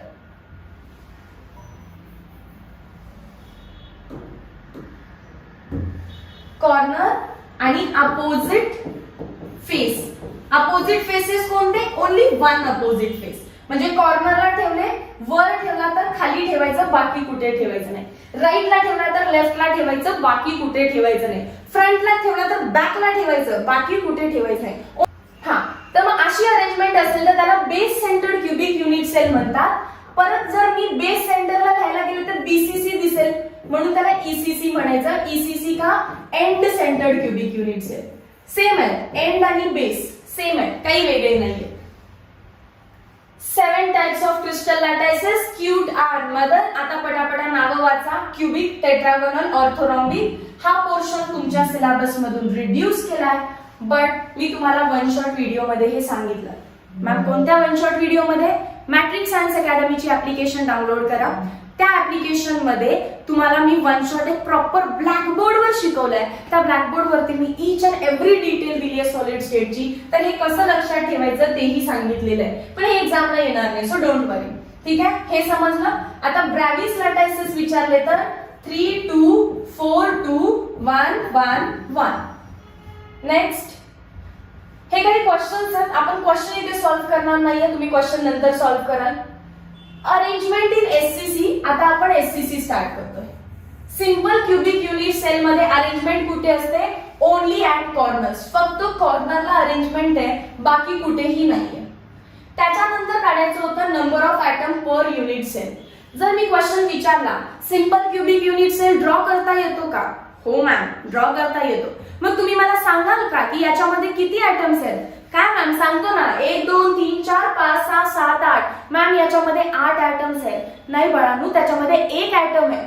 नाही मॅम एक कसे 8 आहे, अरे 8 नाही आहे, एक ऍटम आहे. कारण ही युनिट सेल आहे, अख्खा सॉलिड थोडीच आहे. ही एक छोटीशी वीट आहे तुमच्या अख्ख्या बिल्डिंगची. आता समजा ही आपली रूम आहे, याच्या साईडची रूम एक असणार आहे, याच्या वर खाली सगळीकडे रूम असणार आहे. हा एक ऍटम आपल्या रूमचा हिस्सा नाहीये. तुम्हाला जर तुमच्या रूमचा कॉर्नर दिसत असेल तर हा घ्या ऍटम आणि त्या कॉर्नरला नेऊन असं ठेवा. तर कॉर्नरला ठेवल्यानंतर असं होत नाही. आता रूम आहे ही आणि कॉर्नरला ठेवला अख्खा ऍटम असं तुमच्या रूम मध्ये आहे का, नाही रे बाबा, ऍटम असं आहे. आपल्या रूम मध्ये फक्त एवढा हिस्सा आहे त्यातला. आपल्या रूम मध्ये केवढा हिस्सा आहे, ओनली इतुसा. ठीक आहे, आता इतुसा म्हणजे किती तेच काढायचंय आपल्याला. स्टार्ट करूया. तुम्हाला माहिती असेल की एक कॉर्नर 8 रूम मध्ये कॉमन असतो, 8 रूम्स मध्ये कॉमन येतो. कसं काय, आपल्या वरती जी रूम आहे, ठीक आहे, आपल्या साईडला जी रूम आहे, ही रूम आणि आपली रूम, हे तर 4 झाले. पण हा खालचा मजला झाला ना. सिमिलरली वरच्या मजल्यावर इमॅजिन करा, आपल्या बॅक साईडला पण एक रूम असणार आहे, आपल्या फ्रंट साईडला पण एक रूम असणार आहे. इथे दाखवते, ही एक रूम आहे समजा. ठीक आहे, हा इथे ऍटम ठेवलाय. कुठे कुठे कॉमन आहे बघूया तो. खरं तर हे सगळं तुम्हाला माहिती असणार आहे. आपल्या रूम मध्ये, सिमिलरली आपल्या बाजूच्या रूम मध्ये असणार, इकडे आपल्या समोरच्या रूम मध्ये असणार आणि समोरच्या साईडच्या रूम मध्ये असणार. हे झालं खालच्या मजल्यामध्ये. आता वरच्या मजल्याची जी घर आहे तिथं पण असेल ना, इथे इथे इथे आणि त्याच्यावरती. सो टोटल 8 रूम मध्ये कॉमन असतो. याचा अर्थ त्या एका ऍटमचे मला 8 हिस्से केले पाहिजेत आणि त्या 8 हिस्स्यामधला फक्त एक हिस्सा माझा आहे. हा एक ऍटम माझा नाहीये, त्याचे 8 हिस्से करायचे आणि त्यातला एक माझा आहे. असे total number of atom per unit cell is denoted by symbol Z. Z कसा काढायचा असतो, नंबर ऑफ ऍटम कसे काढायचे असतात, पोझिशन कोणती आहे, कॉर्नर इनटू कॉन्ट्रीब्युशन. कॉन्ट्रीब्युशन म्हणजे तुमच्या रूमचा किती हिस्सा आहे, इनटू कॉन्ट्रीब्युशन. कॉर्नर किती आहेत, 8. प्रत्येकातला किती हिस्सा आपल्याकडे, 1/8. सो नंबर ऑफ ऍटम्स किती झाले, 1. Z is equal to 1. आता मी फास्ट सांगणार आहे पुढच्या वेळी. ठीक आहे, नेक्स्ट इज, हे काय लिहिलं ओळखत नसेल तर this is coordination number. This is coordination number and this is packing efficiency. ठीक आहे. कोऑर्डिनेशन नंबर म्हणजे कुठलाही एक ऍटम घ्यायचा सिंपल क्युबिक युनिट सेल मधला, तर तो साइडच्या किती ऍटम्सना टच करतो, तर व्हॅल्यू पटकन पाठ करून घ्या, तो 6 ऍटम्सना टच करतोय. किती ऍटम्सना टच करतोय? 6. आता कसे 6 मी इथं दाखवलंय. ठीक आहे, बघा हा ऍटम घेतला तुम्ही, तर तो या ऍटमला टच करणार, या ऍटमला 4, याच्या वरती एक असणार 5वा आणि याच्या खाली इथे एक असणार आहे 6वा. मग तुम्ही म्हणाल मॅम टच कुठे करतोय? अरे बाबांनो, हे दोन लांब नाही आहेत, हे असे जवळ जवळ असतात. हा इथे आणि हा त्याला असा जवळ आहे, पण मी जर तसं काढलं तर तुम्हाला काहीच कळणार नाही. म्हणून लांब काढण्याची पद्धत आहे ती, पण ते सगळे एकमेकांना चिटकलेले असतात. So simple cubic unit cell मध्ये झेड ची व्हॅल्यू असते 1, कोऑर्डिनेशन नंबर असतो 6, कोऑर्डिनेशन नंबर म्हणजे पक्के शेजारी किती असतात? 6, आणि पॅकिंग इफिशियन्सी म्हणजे किती टाइटली अरेंज्ड आहे, तर 100% पैकी 52.4% त्याची पॅकिंग इफिशियन्सी आहे, बाकी सगळे त्याच्यामध्ये रिकामी जागा आहे. 100% जर सॉलिड असेल, 52.4% त्याच्यामध्ये काय आहे? ऍटम्स आहेत, आणि बाकीची उरलेली काय आहे? रिकामी जागा. ते तुम्हाला विचारू शकतात की त्यामध्ये रिकामी जागा किती आहे, व्हॉइड किती आहे. तुम्ही काय करायचं? 100 - 52.4, what will that will be your answer. Next, packing efficiency. आता त्याच्यामध्ये काय झालं? ओके, ही पीपीटी मी लॅपटॉप वरती बनवली, त्याच्यानंतर याच्यामध्ये अंड्यावरती काहीतरी वर खाली चेंजेस झाले. पण डोंट वरी, पॅकिंग इफिशियन्सी मी एका व्हाईट पेज वरती तुम्हाला शिकवतो किंवा इथे सांगण्याचा प्रयत्न करते, समजतंय का बघा. पॅकिंग इफिशियन्सी साठी तुम्हाला नेमकं काय काढायचं आहे? पॅकिंग इफिशियन्सी किंवा पॅकिंग फ्रॅक्शन म्हणजे एखाद्या ऍटमने ह्या क्यूब मध्ये किती जागा ऑक्युपाय केली. मग समजा मी काय केलं, ह्या चिमूला इथे बसवलंय, ड्रेस पण मॅचिंग झाला आमचा आज. तर चिमूला तिथे बसवलंय आणि चिमूने त्या रूम मध्ये किती जागा घेतली हे तुम्ही कसं फाइंड करणार? स्पेस ऑक्युपाइड बाय चिमू कसं ड्रॉ करणार? टोटल व्हॉल्यूम ऑफ स्पेस, रूमची किती स्पेस आहे अपॉन या चिमूची किती स्पेस आहे, बरोबर ना? व्हॉल्यूम ऑक्युपाइड बाय चिमू upon total volume of the room. मग सिमिलरली मला या ऍटमचं काढायचं असेल तर मी कसं काढणार? व्हॉल्यूम ऑफ अ स्पियर, कारण ऍटम काय आहे? Sphere, divided by volume of a cube. Correct आहे ना? ही लाईन इथं कॅन्सल करा, ही इथे होती ती खाली आली आहे. स्पेस ऑक्युपाइड बाय ऍटम कसं काढणार? Volume of a sphere upon volume of a cube. Volume of a sphere किती असतो? 4/3 pi r cube upon volume of a cube. Cube म्हणजे रूम, रूमचा व्हॉल्यूम काय असतो? Side cube. And this is how packing efficiency is calculated. Just formula दिलाय, तुम्हाला अजून याच्यामध्ये बऱ्याचशाच गोष्टी करायच्या आहेत.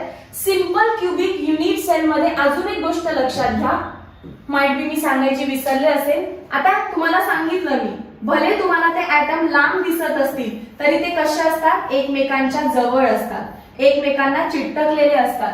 तर मी 2 ऍटम्स ड्रॉ करून दाखवते थोडेसे. बघा, हा पहिला ऍटम आहे, तो दुसरा ऍटम दूर काढलाय पण दूर नाहीये तो. हा ऍटम आणि हा ऍटम किंवा हा ऍटम आणि हा ऍटम असे चिटकलेले असतात. मग जर मला विचारलं, ही क्यूबची जी साइड आहे, कलर वेगळा घेते थोडासा, ग्रीन कलर, इथून ह्या कॉर्नर पासून ते या कॉर्नर पर्यंतच्या जागेला काय म्हणतात? एज. या कॉर्नर पासून या कॉर्नर पर्यंतच्या जागेला काय म्हणतात? एज. आणि edge is denoted by symbol a. Can I say a is equal to 2r? Edge length 2 times the radius आहे, पहिल्याची रेडियस प्लस दुसऱ्याची radius, all the atoms kept same. Yes. So हे एक रिलेशन तुम्हाला त्याच्यामध्ये पाठ पाहिजे. त्याच्यानंतर ओके,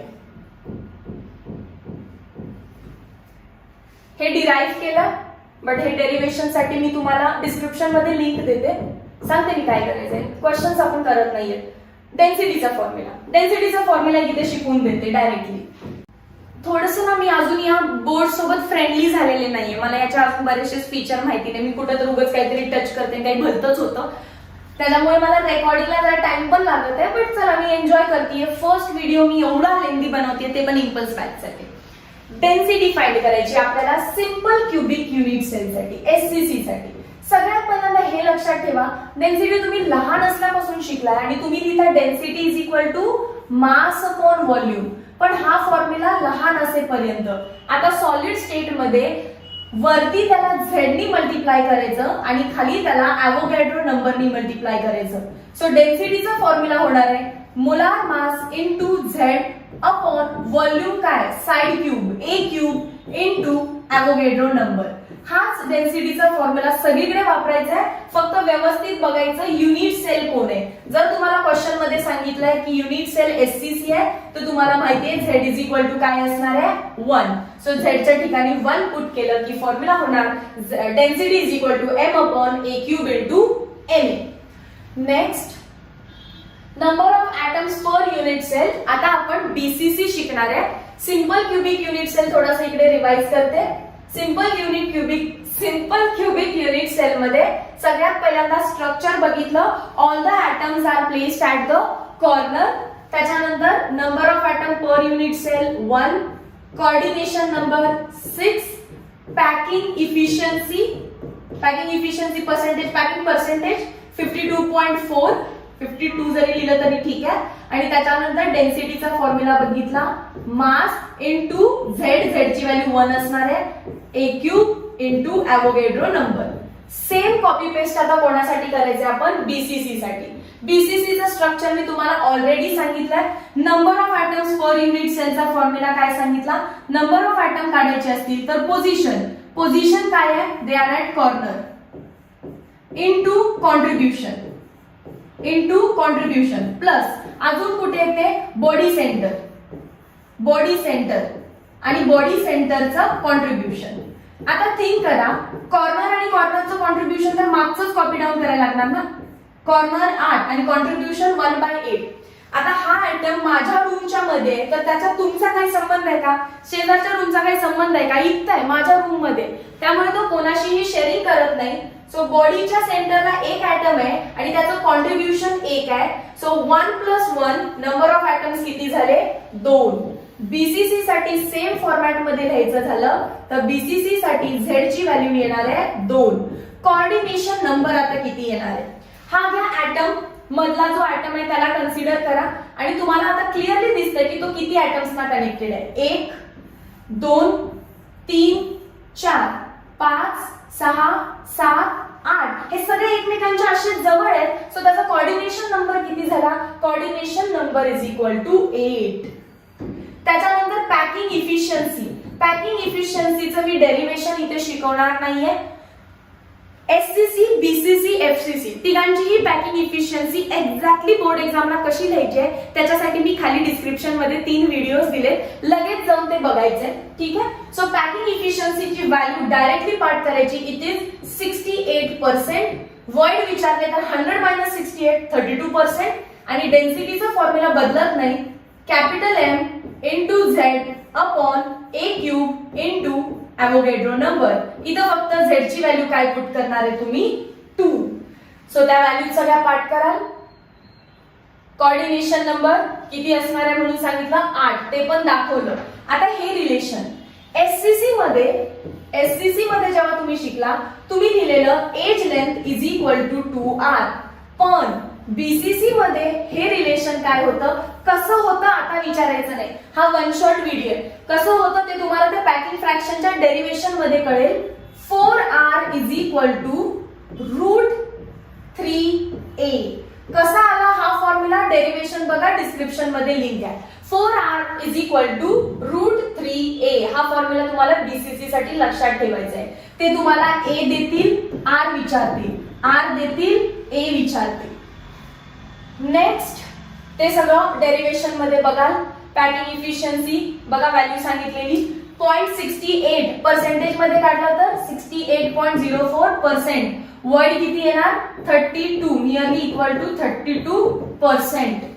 नेक्स्ट डेन्सिटी सांगितली. आता face centred cubic unit cell FCC. परत झेड काढूया. पहिल्यांदा झेड काढल्यानंतर कोऑर्डिनेशन नंबर काढल्यानंतर पॅकिंग इफिशियन्सी, मग डेन्सिटी आणि लास्टला एक फॉर्म्युला पाठ करायचा आहे. सो हा चार्ट बनवा. सगळ्यांचा सेम पॅटर्न फॉलो करायचा आहे. Let us start with Z. Z कसा काढायचा आहे? आता तरी फॉर्म्युला पाठ झाला का? झेड कसा काढायचा आहे? पोझिशन. पोझिशन काय असते? Corner into its contribution. Contribution plus आता काय आहे position? Face centre. Face centre आणि इनटू इट्स कॉन्ट्रीब्युशन. बोर्ड एक्झामला तुम्हाला झेड काढायला विचारलं तर असं लिहायचंय तुम्हाला. कॉर्नर किती आहे? 8. कॉन्ट्रीब्युशन किती आहे? 1/8. फेस किती आहे? 6. कॉन्ट्रीब्युशन किती आहे? एक भिंत. ही तुमच्या रूमचा पण हिस्सा आहे आणि शेजारची पण आहे. ही जी भिंत आहे, ही भिंत ज्याच्यावर बोर्ड लावलाय ती माझ्या रूमचा पण हिस्सा आहे, साईडच्या बाथरूमचा पण हिस्सा आहे, है ना? So in that way. Sorry. So 1/2. अर्धा हिस्सा आपला, अर्धा हिस्सा त्यांचा. आपला किती? अर्धाच. 1 + 3 आन्सर किती आलं? 4. सो तुम्ही काय लिहिणार आहे? झेड ची व्हॅल्यू किती आली तिथे? 4. कोऑर्डिनेशन नंबर एफसीसी साठी असतो 12. नंबर 12. पॅकिंग इफिशियन्सी असणार आहे 74%. सो वर्ड किती असणार? 100 - 74. डेन्सिटीचा formula mass into Z upon a³ into Avogadro number. But Z किती काढलाय आपण? 4. झेड किती काढलाय आपण? 4. नेक्स्ट इथे दिसेल बघा. पहिला कोणाचा काढायचा आहे? ह्या ॲटमचा. कुठे ॲटम आहेत? हे 4 तर दिसले. 1 2 3 4. हे 4 दिसले. आता 1 2 3 4 डायरेक्ट कनेक्शन आहे असं. 1 2 मागे एक आहे, इथे एक आहे. आणि तसेच इकडे 4 आहेत. 1 2 हा बघा मागचा आणि हा 4. 1 2 3 4. 4 + 4 + 4 12 ॲटम्स ना तो कनेक्टेड आहे, त्यामुळे त्याचा कोऑर्डिनेशन नंबर काय आहे? 12. आणि लास्ट काय राहिलं ते आपला फॉर्म्युला. फॉर्म्युला मी पुढच्या पेजवर डिराईव्ह करतेय. इथं फॉर्म्युला असणार आहे 4r = √2a. कोणासाठी? FCC साठी. याआधी कोणासाठी बघितला? BCC. 4r = √3a. बॉडी मोठी असते, बॉडी मोठी म्हणून तिथे 3 वापरायचं. फेस छोटा असतो, फेस छोटा आहे म्हणून तिथं काय वापरलं तुम्ही? 2. असं काहीतरी लक्षात ठेवा. 4r = √2. 2 म्हणजे फेस, √3 मोठ्या व्हॅल्यू म्हणजे बॉडी. उसके बाद हे काढलं आपण 74% डेन्सिटीचा फॉर्म्युला झाला. क्वेश्चन्स नंतर सॉल्व्ह करायचे. इथपर्यंत डायग्रामॅटिक क्वेश्चन्स कंप्लीट झाले. याचा पुढच्या पोर्शन मध्ये आपल्याला शिकायचे अरेंजमेंट्स. जसं की पहिला packing in solids. Packing in solids मध्ये पहिल्यांदा तुम्हाला हे माहिती असू दे आपल्याला काय शिकायचंय. पॅकिंग इन सॉलिड्स मध्ये मी तुम्हाला सगळ्यात पहिला शिकवेन 1D अरेंजमेंट, ज्याला म्हणतात लिनियर अरेंजमेंट. 1D अरेंजमेंटला म्हणतात लिनियर अरेंजमेंट. त्याच्यानंतर 2D अरेंजमेंट शिकवेन. 2D मध्ये 2 अरेंजमेंट शिकायचे आहेत आपल्याला, AB अँड ABC किंवा सॉरी 2D शिकतो ना. 2D मध्ये 2 कोणते आहेत? तर 2D मध्ये 2 आहेत, A आणि AB. आणि आता 3D मध्ये परत 2 शिकायचे आहेत. 3D मध्ये 2 इम्पॉर्टंट ज्या आहेत त्या सांगेन. 3D मध्ये 2 इम्पॉर्टंट शिकायचे आहेत, हेक्सागोनल क्लोज पॅकिंग आणि cubic close packing. Hexagonal close पॅकिंगला म्हणतात AB. पण हा AB आता 3D मध्ये आहे आणि याला म्हणतात ABC. समजलं काय करायचं? ठीक आहे, हे ड्रॉ करा. हे जर समजलं काय शिकायचंय तर शिकणं जरासं इझी जातं. First linear arrangement. 3 ऍक्सिस असतात कुठल्याही क्यूबला, X axis, Y axis, Z axis. 1 dimension म्हणजे अरेंजमेंट ओनली अलॉंग 1 ऍक्सिस. या ऍक्सिसकडे भटकायला पण जायचं नाही, या ऍक्सिसकडे पण जायचं नाहीये. आणि ऍटम्सना अरेंज करायचंय. माझ्याकडे खूप सारे ऍटम्स आहेत, त्या मला एक्स ऍक्सिसवर ठेवायचे आहेत, तर आपण सगळेच जण अशी अरेंजमेंट करणार.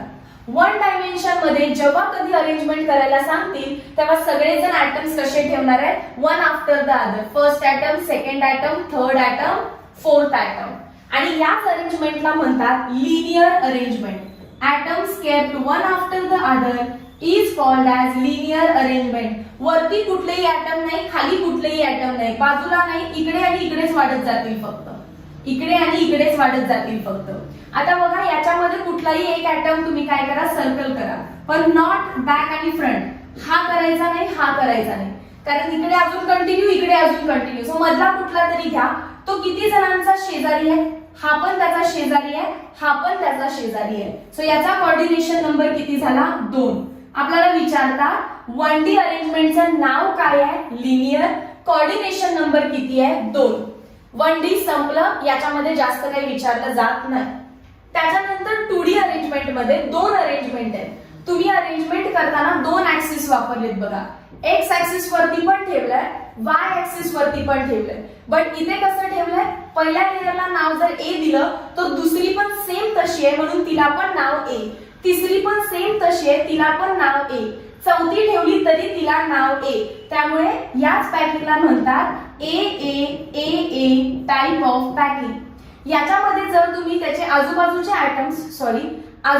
ऍटम्स जॉईन केले तर स्क्वेअर बनतो. Hence it is called as square close packing.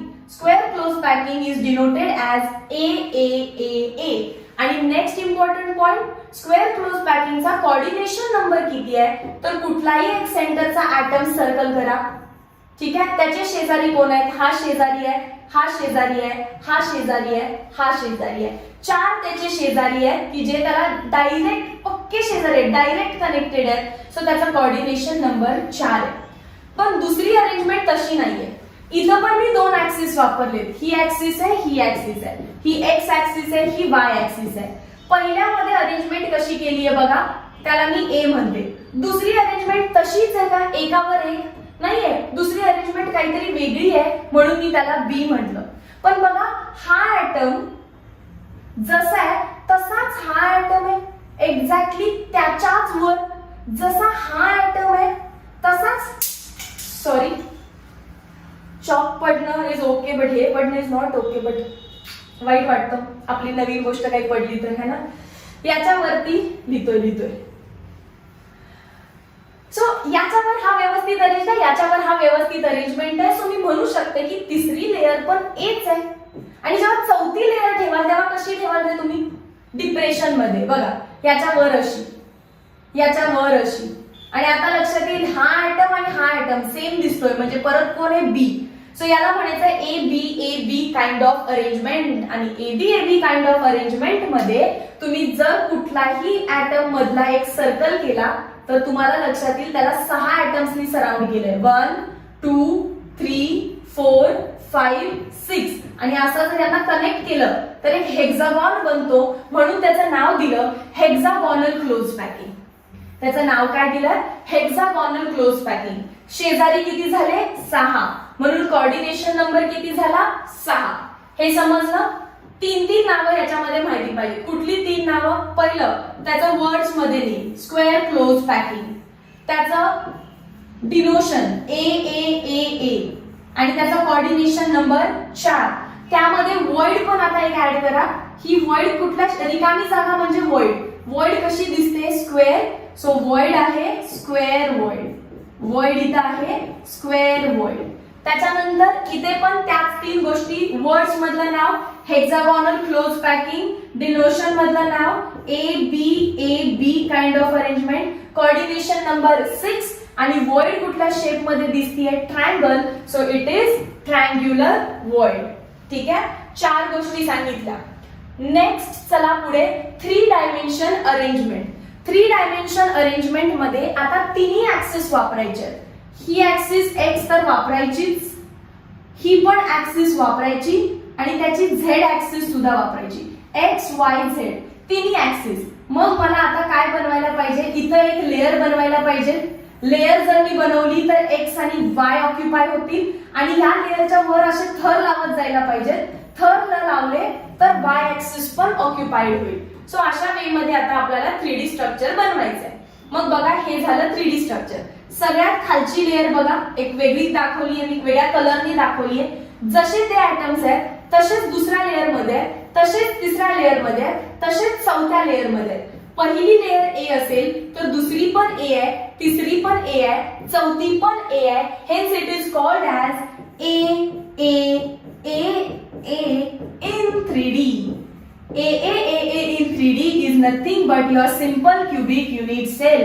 जर याचा छोटासा हिस्सा तुम्ही जर बाहेर काढला, बघा असा क्यूब तुम्ही ह्यातून बाहेर काढा, क्यूब बाहेर काढला तर तुम्हाला दिसेल अरे हा काय atoms are arranged at the corners, असं दिसणार आहे side view and it is simple cubic units आहे.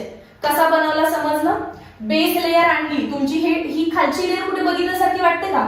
One after other one after other, ही बघा इथे ही लेयर आणली, ही पहिली लेयर, ह्याच्यावर सेम अशी सेम अशी सेम अशी जेव्हा ठेवत जाल तेव्हा अशी दिसेल. ठीक आहे, अशी ह्याच्यावर सेम अशी सेम अशी सेम अशी सेम अशी एस. आता काय करायचं? ही अरेंजमेंट घेऊन 3D बनवली. आता ही घ्या, सगळ्यात खालची लेयर आता अशी दिसणार आहे तुमची बघा, 1B1 हे ना, हा याला ए म्हटलेला, याला बी बोललेला, परत याला ए बोललेला. सो ही तुमची 2D मधली एबी लेयर आहे. तिला आणलं त्याच्यावरती ऍटम्स ठेवायचे. कुठे ऍटम ठेवले? ही ट्रायंग्युलर वर्ड जी मगाशी दाखवलेली का तिथे ऍटम ठेवायचे. ही ट्रायंग्युलर वर्ड दिसते तिथे ऍटम ठेवायचे, ही ट्रायंग्युलर वर्ड दिसते तिथे ऍटम ठेवायचे. मग तुमचं असं काहीतरी अरेंजमेंट दिसेल. ट्रायंग्युलर वर्ड वरती जेव्हा मी ऍटम ठेवत जाते तेव्हा मला काहीतरी असं स्ट्रक्चर दिसतं का तुम्हाला पण? येस. आता हे स्ट्रक्चर जेव्हा तुम्हाला दिसलं तेव्हा ज्यांना कोणाला हा पोर्शन जड जातोय तुम्ही स्किप करू शकता. हे सीईटी वाल्या मुलांची साठी फार इम्पॉर्टंट आहे. हे 3 ऍटम्स, 1 ऍटम 2 ऍटम 3 ऍटम, या तिसऱ्या ऍटम वरती मी हा चौथा ऍटम ठेवला. जरा कलर वेगळा घेते, इथं दाखवू शकते का? इथे बघा बरं, हा 1 ऍटम, हा दुसरा ऍटम, हा तिसरा ऍटम दिसला सगळ्यांना? आता या 3 ऍटम्सच्या मध्ये ही जी ट्रायंग्युलर वर्ड होती तिला ट्रायंग्युलर तोपर्यंत म्हणायचं जोपर्यंत याच्यावर कुठला ऍटम येत नाही. पण ऍज सून ऍज त्याच्यावरती मी ऍटम ठेवला, ग्रीन कलरचा ठेवते मी, याच्यावर ऍटम ठेवला की आता ही खालची वर्ड 4 ऍटम्स पासून बनली तर हिचं नाव झालं टेट्राहेड्रल वर्ड.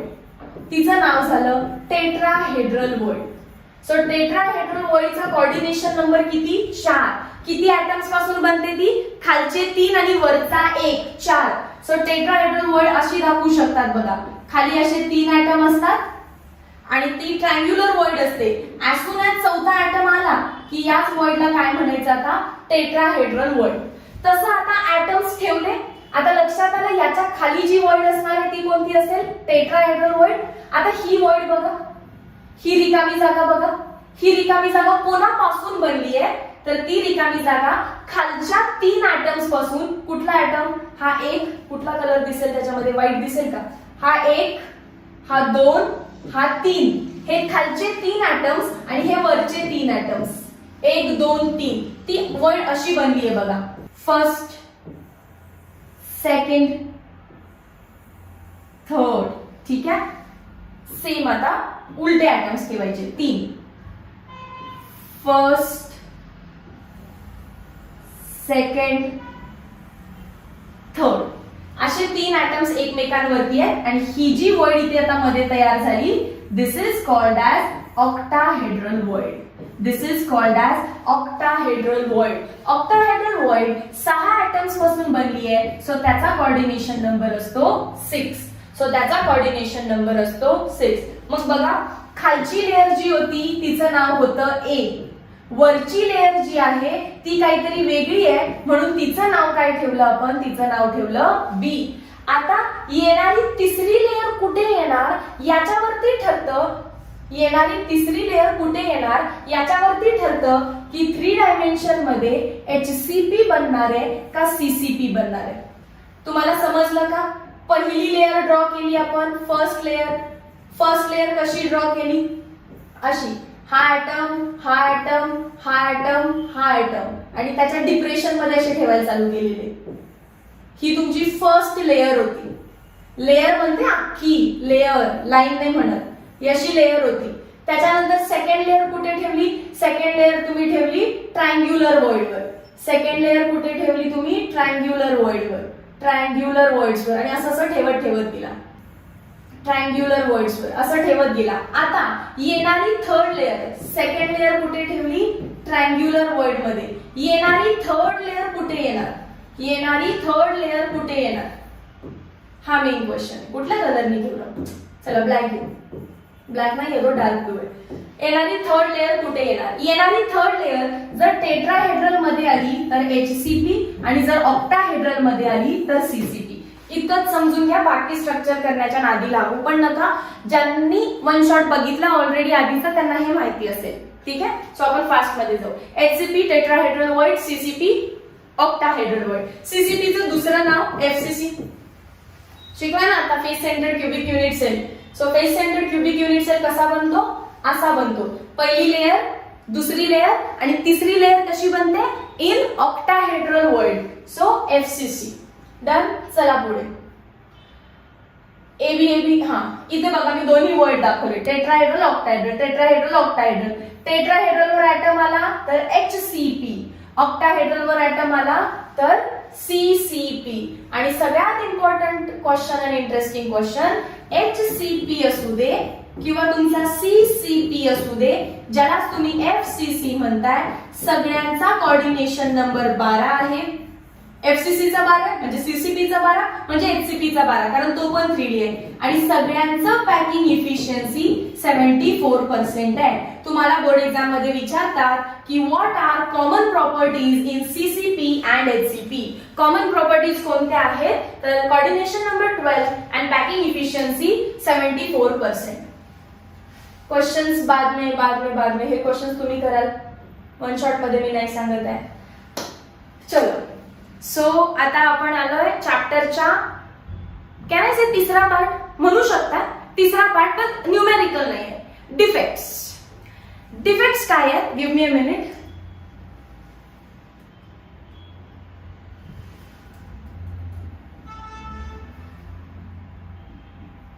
ओके, माझ्याकडे अजून अर्धा तास आहे. डिफेक्ट्स काय आहेत? तर डिफेक्ट्स म्हणजे इम्परफेक्शन. इम्परफेक्शन म्हणजे खराबी. एखादा सॉलिड बनत असताना, मी सॉलिड बनवायला छानपैकी अशी अरेंजमेंट करत होते, एकदम छानपैकी. पण झालं असं की ऍटम्स अरेंज करताना काही ना काहीतरी माझ्याकडून चूक झाली म्हणजे सॉलिड बिघडला.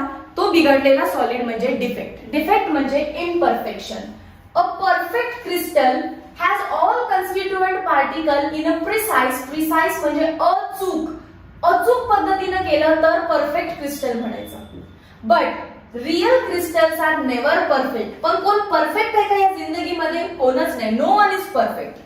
Irregularity in the arrangement of constituent particles is called as defect. Arrangement of particles करत असताना जर त्याच्यामध्ये इरेग्युलॅरिटी आली तर आपण त्याला डिफेक्ट्स असं म्हणतो. Defects occur when the process of crystallization is done fast. जर तुम्ही सॉलिड बनवण्याची प्रोसेसची गडबड मध्ये करत असाल, फास्ट मध्ये करत असाल तर डिफेक्ट बनतात. Hence, if process is done slowly, आपण डिफेक्ट्स एलिमिनेट करू शकतो किंवा ऍटलीस्ट डिफेक्ट आपण मिनिमाइज करू शकतो. डिफेक्ट्स अच्छे हैं, हाँ समटाइम्स डाग अच्छे है ना, तसे डिफेक्ट्स अच्छे पण असतात. बघा, डिफेक्ट्स हे आपण मुद्दामून केलेले नव्हते. आधी डिफेक्ट्स नॅचरली झाले. मग डिफेक्ट्स म्हणजे काय? तर ऍटम्स मध्ये इरेग्युलॅरिटी आली.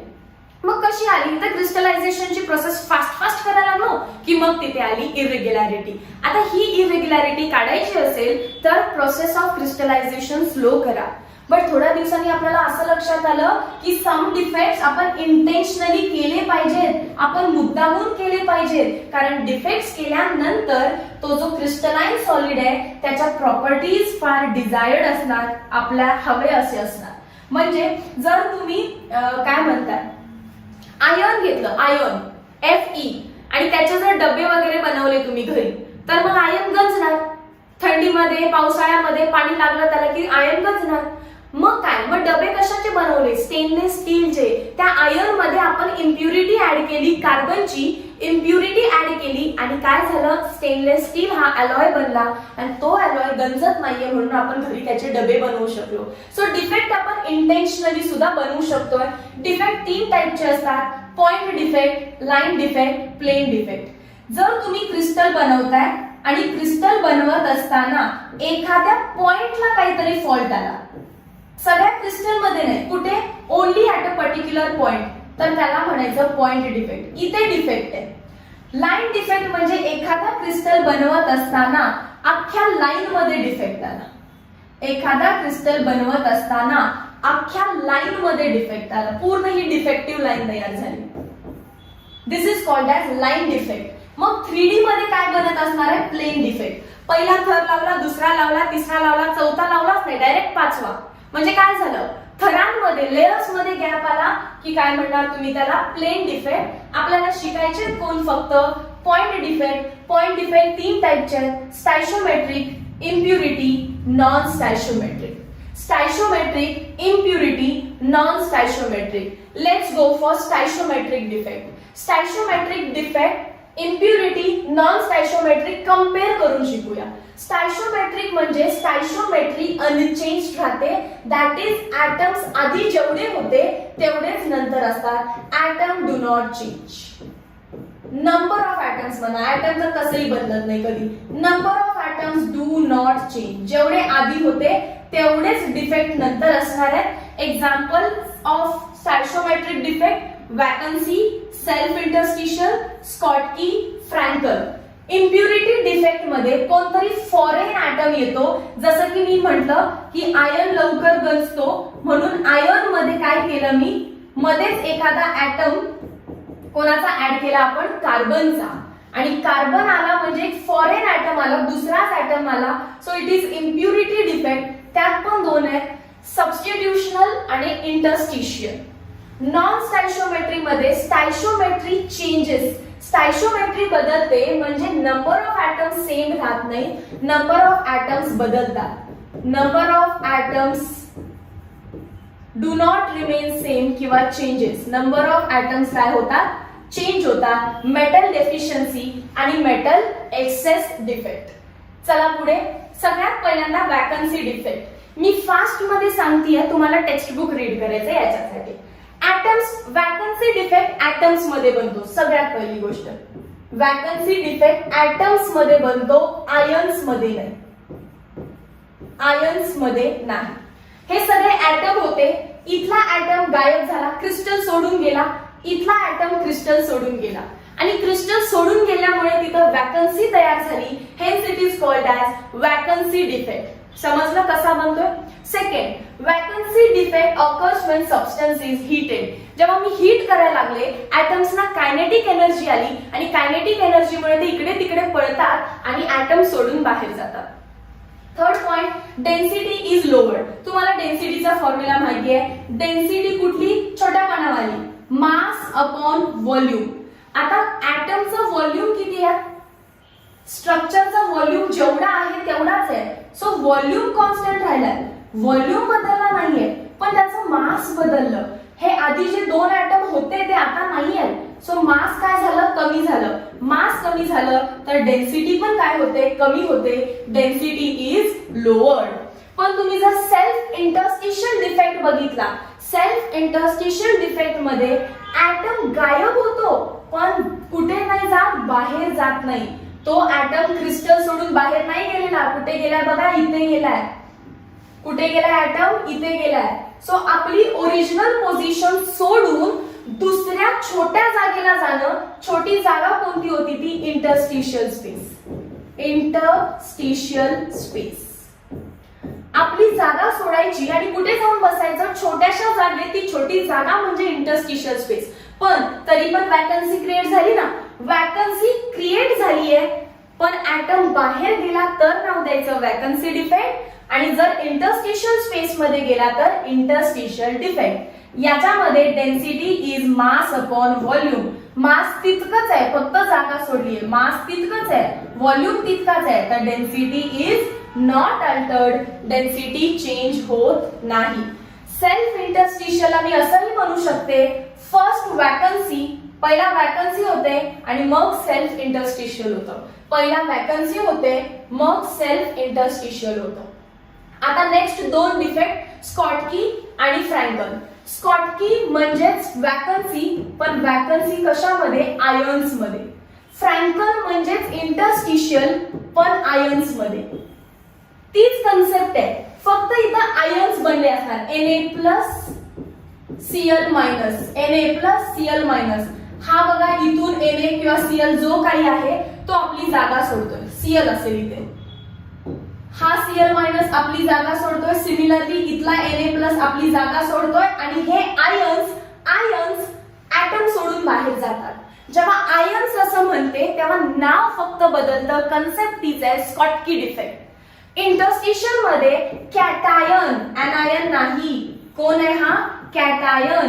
कॅटायन आपली जागा सोडून कुठे जाणार आहे? त्या छोट्या जागेत. छोटी जागा म्हणजे काय? Interstitial position. इथे गेलाय तो. आयन आपली जागा सोडून इंटरस्टिशियल मध्ये गेला तर नाव फक्त बदललं, Frankl defect. Vacancy defect atoms मध्ये झाली म्हणून वॅकन्सी, आयन्स मध्ये झाली तर स्कॉटकी. इंटरस्टिशियल डिफेक्ट ऍटम मध्ये झाला तर सेल्फ इंटरस्टिशियल, आयन्स मध्ये झाला तर फ्रँकल डिफेक्ट. सो स्कॉटकी आणि फ्रँकल मधला तुम्हाला बेसिक डिफरन्स तर समजलाय. खाली काही पॉइंट्स लिहिले, अंडरलाईन जे करतीये ते सगळ्यात इम्पॉर्टंट थिंग्स आहेत. स्कॉटकी डिफेक्ट मध्ये कॅटायन आणि अनायनची साईज ऑलमोस्ट कंपेरेबल पाहिजे, पण फ्रँकल डिफेक्ट मध्ये कॅटायन छोटा पाहिजे आणि अनायन मोठा पाहिजे. कारण छोट्याशा कॅटायनला आपली जागा सोडून इंटरस्टिशियल स्पेस मध्ये जायचंय. मोठा कॅटायन इंटरस्टिशियल स्पेस मध्ये मावणार नाही. So cation should be less smaller than anion. याच्यामध्ये examples NaCl, KCl, caesium chloride. याच्यामध्ये example AgCl, ZnS, AgBr, AgI, CaF2. AgBr खरं तर कॉमन एक्झाम्पल आहे दोन्ही डिफेक्ट मधलं. डेन्सिटी याची सेम आहे, मास कमी झालाय सो डेन्सिटी कमी होते. इथं मास कमी झालेला नाहीये सो डेन्सिटी अल्टर होत नाही. अशा प्रकारे ही शॉर्ट नोट तुम्हाला तिथे लिहायची आहे.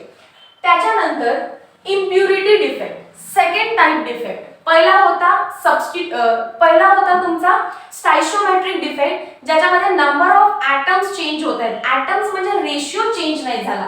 हे बघा मला काय सांगायचंय. भले हे ऍटम्स गेले पण जेवढे Na आहे तेवढे Cl, रेशिओ मेंटेन होतो 1:1. जेवढे Na आहे तेवढे Cl आहे. सो इलेक्ट्रिकली न्यूट्रॅलिटी पण मेंटेन होते.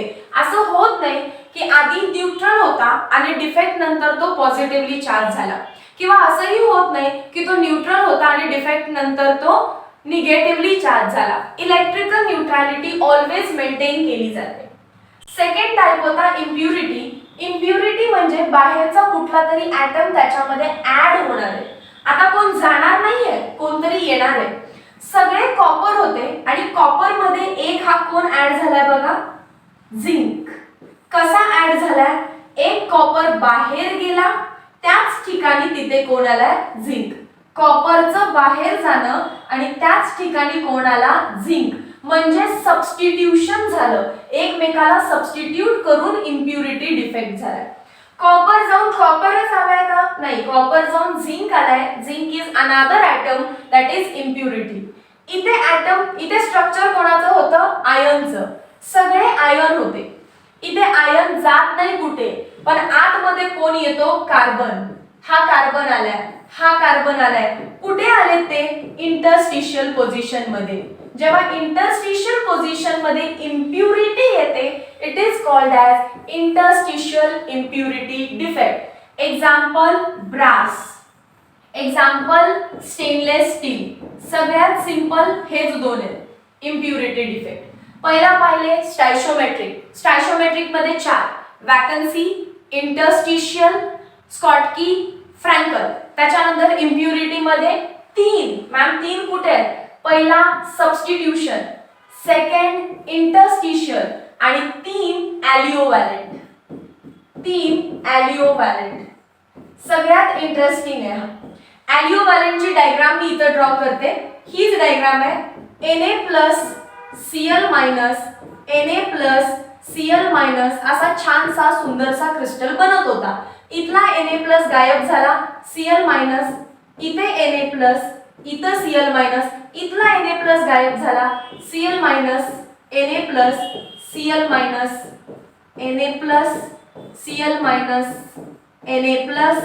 Cl-. सो माझा क्वेश्चन आहे, कुठून कुठून तुमचे Na गायब झाले? तर तुम्ही म्हणाल मॅम इथून एक Na गायब झाला, इथून एक Na गायब झाला, म्हणजे 2 Na+ बाहेर गेलेत. आता इम्प्युरिटी डिफेक्ट करायचा आहे म्हणजे Na सोडून दुसरा कोणतरी ॲटम आत येतो आणि तो कोण येतो? स्ट्रॉन्शियम +2. दुसरा ॲटम आत आला म्हणून इट इज इम्प्युरिटी डिफेक्ट. पण याची ऑक्सिडेशन स्टेट आहे +1 आणि याचा ऑक्सिडेशन स्टेट आहे +2, डिफरंट ऑक्सिडेशन स्टेट आला म्हणून इट इज कॉल्ड ॲज ॲलिओ व्हॅलंट. व्हॅलंट म्हणजे व्हॅलन्सी, ॲलिओ म्हणजे डिफरंट व्हॅलन्सी असणार आहे. इम्प्युरिटी का? कारण स्ट्रॉन्शियम आत आलाय म्हणून. न्यूट्रल झाला का? येस. 2+ चार्ज बाहेर गेलाय आणि 2+ चार्ज आतमध्ये आलाय. So this is impurity defect due to aliovalent atom. Next, non stoichiometric मध्ये ॲटमचा रेशिओ आधी 1:1 असतो, बट डिफेक्ट नंतर तो भलताच होतो, तो काही ना काहीतरी चेंज होतो. लेट अस सी, दोन टाइपचे डिफेक्ट आहेत त्याच्यामध्ये, metal deficiency defect, metal excess defect. Fe+2 चे एक्झाम्पल घेऊ नका, NiO चे एक्झाम्पल घ्या की जे आपल्या टेक्स्ट बुक मध्ये दिलंय. दाखवते तुम्हाला काय करायचंय. कन्सिडर करा NiO. NiO मध्ये Ni असतो +2 आणि O -2. Ni+2 O -2. Ni+2 O -2. Ni+2 O -2. असा ॲटम व्यवस्थित बनत होता. इथला Ni गायब झाला O -2, इथला Ni गायब झाला O -2, Ni+2 O -2, Ni+2 O -2, इथे Ni+2 तिथे O -2. असं तुम्ही कुठलंही गायब करा, इथलंच करायला पाहिजे असं काही नाही, तुम्ही कोणतंही गायब करू शकता. O -2, इथला Ni गेला समजा O -2, Ni+2 O -2. Next question, किती Ni गायब झाले? तुम्ही म्हणाल मॅम 3 Ni+2 गायब झाले. इथे एक गायब झाला, इथे एक गायब झाला, इथे एक गायब झाला. मग आता कोणतरी आत आलं पाहिजे. जर निकेल सोडून दुसरं कोणतरी आत आलं तर तो काय बनेल? Impurity defect. पण हा इम्प्युरिटी आहे का? नाही. मग निकेलच आत येणार, पण निकेल कुठला आत आलाय बघा, Ni+3 with different oxidation state. +3 +6 +6, 3 × +2 +6. So charge balance झाला, चार्ज बॅलन्स झाला, पण एक डिफेक्ट, एक काय राहिली? वॅकन्सी राहिली. ही वॅकन्सी का राहिली आहे? कारण Ni+2 चे 3 ॲटम्स बाहेर गेले आणि Ni+3 चे 2 ॲटम्स आले. सो इथं पण ऑक्सिडेशन स्टेट वेगळा आहे, पण ॲटम वेगळा नाही. ॲटम वेगळा आला तर ॲलिओ व्हॅलंट, ॲटम सेम असेल तर मेटल डेफिशियन्सी डिफेक्ट. आधी जेवढे निकेल होते तेवढे ऑक्सिजन होते, रेशिओ होता 1:1. पण आता काय झालं? आता काय झालं? निकेल कमी आहे, इथला निकेल गायब आहे ना, निकेल कमी आहे ऑक्सिजन पेक्षा, म्हणून लिहिलं जातं Ni 0.97 ऑक्सिजन. आता Ni 1 नाहीये, Ni किती आहे? कमी आहे, 1 पेक्षा कमी 0.97. हे कसं आलं हे आपल्या सिलेबसला नाहीये. ठीक आहे. सो मेटल डेफिशियंट झाला. आता आपण बघूया मेटल एक्सेस, आता आपण बघूया मेटल एक्सेस डिफेक्ट. मेटल वाढणार आहे आणि तो कसा. Have a look. Metal access मध्ये मेटलला वाढवायचं आहे. मेटलला वाढवण्याच्या 2 पद्धती आहेत. अरे एक तर मेटल ऍड करा, ऍड मेटल. मेटल ऍड केल्याशिवाय मेटल वाढेल का? Add metal cation. किंवा दुसरा जो आहे तो कमी करा, रिमूव्ह ॲनायन. रिमूव्ह ॲनायन. जसं की खाली तुम्हाला झिंक ऑक्साइड दिसतोय, एक Zn सोबत एक oxygen, zinc oxide Zn+2 O -2, Zn+2 O -2. पण आतमध्ये एक्स्ट्रा काय आला? झिंक कसा डिसोसिएट करत असतो? Zn+2 +2 electron minus. सो बाहेरून एक झिंक आत येणार आहे आणि कसा राहणार? Zn+2 आणि इथे कुठे तर ते 2 इलेक्ट्रॉन असणार आहेत. सो +2 -2 न्यूट्रॅलिटी मेंटेन झाली आणि प्लस जेवढे Zn आहेत तेवढे ऑक्सिजन नाही आहेत. आता Zn वाढले as compare to oxygen, metal जास्त झाला. So it is called as metal excess defect. कसा झालाय? By adding metal cation. तुम्ही त्याच्यामध्ये डायरेक्टली एक तर Zn टाका, Zn टाकलं की तो न्यूट्रल असतो, त्यामुळे मेटल एक्सेस झाला. जर तुम्ही Zn+2 टाकला तर त्याच्यासोबत तुम्हाला इलेक्ट्रॉन्स पण टाकायला लागतात. एक तर डायरेक्ट Zn किंवा Zn+2 टाका but with electrons, with electrons. समजलं? आता दुसरं दाखवते बाय रिमूव्हिंग एनायन. एनायन काढून सुद्धा आपण हे करू शकतो. जसं की एक्झाम्पल घ्या NaCl चं. हा NaCl चा क्रिस्टल आहे. NaCl व्यवस्थित क्रिस्टल बनत होता. Na+Cl-,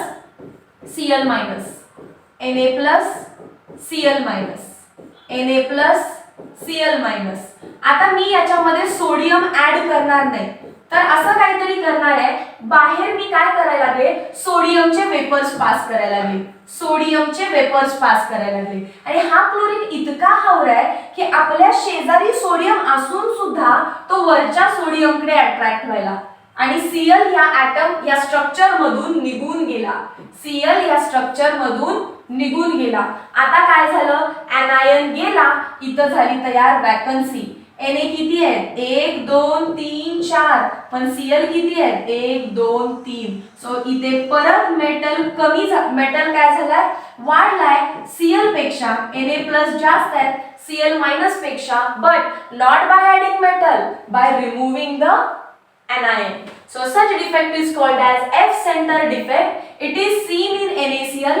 आणि आधी डिफेक्टच्या आधी तुमचा NaCl व्हाईट कलरचा असतो, डिफेक्ट झाल्यानंतर तो बनतो येलो कलरचा. आफ्टर डिफेक्ट तो कोणत्या कलरचा बनतोय, येलो कलरचा. हा क्वेश्चन ते तुम्हाला विचारू शकतात. क्वेश्चन्स तुम्ही करा. This was end of defects. Defects नंतर लास्ट पार्ट आहे मॅग्नेटिझम. मी मॅग्नेटिझम शिकवतीये कारण कोऑर्डिनेशन केमिस्ट्री मध्ये ते तुम्हाला हे विचारणार आहे. बघा, डायमॅग्नेटिक सबस्टन्सेस असे सबस्टन्सेस आहेत की ज्यांच्यामध्ये सगळे इलेक्ट्रॉन्स पेअर्ड आहेत. म्हणजे तुम्ही जेव्हा इलेक्ट्रॉनिक कॉन्फिग्युरेशन घ्याल ना, तेव्हा सगळे इलेक्ट्रॉन्स असे दिसतात, एकमेकांना पेअर्ड. आणि एकमेकांना पेअर असल्यामुळे मेन MCQ इथे विचारला जातो की तो मॅग्नेटिक बिहेवियर कसं आहे त्याचं, तर they are weekly repelled by magnet. Magnet त्याला रिपेल करतोय बट स्ट्रॉंगली नाही, वीकली. त्याच्यानंतर पॅरामॅग्नेटिक मध्ये असा इलेक्ट्रॉन दिसतो, अनपेअर्ड, अकेला आहे बिचारा. सो अनपेअर्ड इलेक्ट्रॉन आहे आणि अनपेअर्ड असेल तर ते वीकली अट्रॅक्ट होतात मॅग्नेट मध्ये, वीकली अट्रॅक्टेड. एक्झाम्पल्स तुम्ही बघा आणि लर्न करा. ते एक्झाम्पल्स लर्न करायचे. Water NaCl benzene, oxygen Cu+2 Fe+3. फेरोमॅग्नेटिझम मध्ये a lot more unpaired electron असतात. अनपेअर्डच, बट 1 2 नाही, 3 पेक्षा जास्त, 4 असतील किंवा 5 असतील. दे हॅव मेनी, इथे अनपेअर्ड करा, they have many unpaired electrons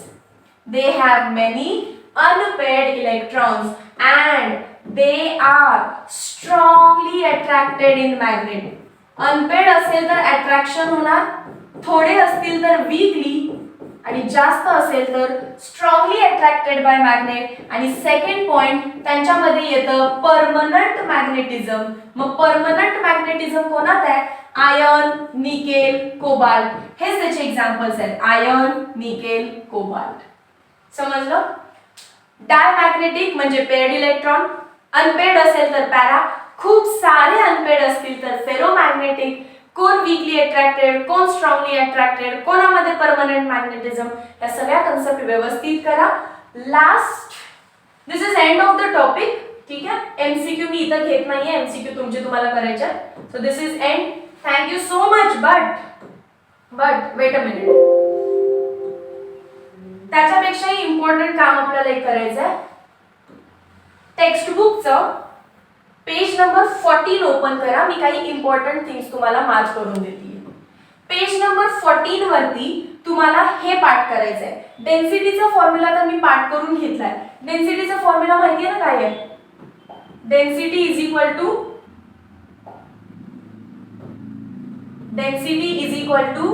Z into M upon Avogadro number into AQ. So हा डेन्सिटीचा फॉर्म्युला लर्न करा.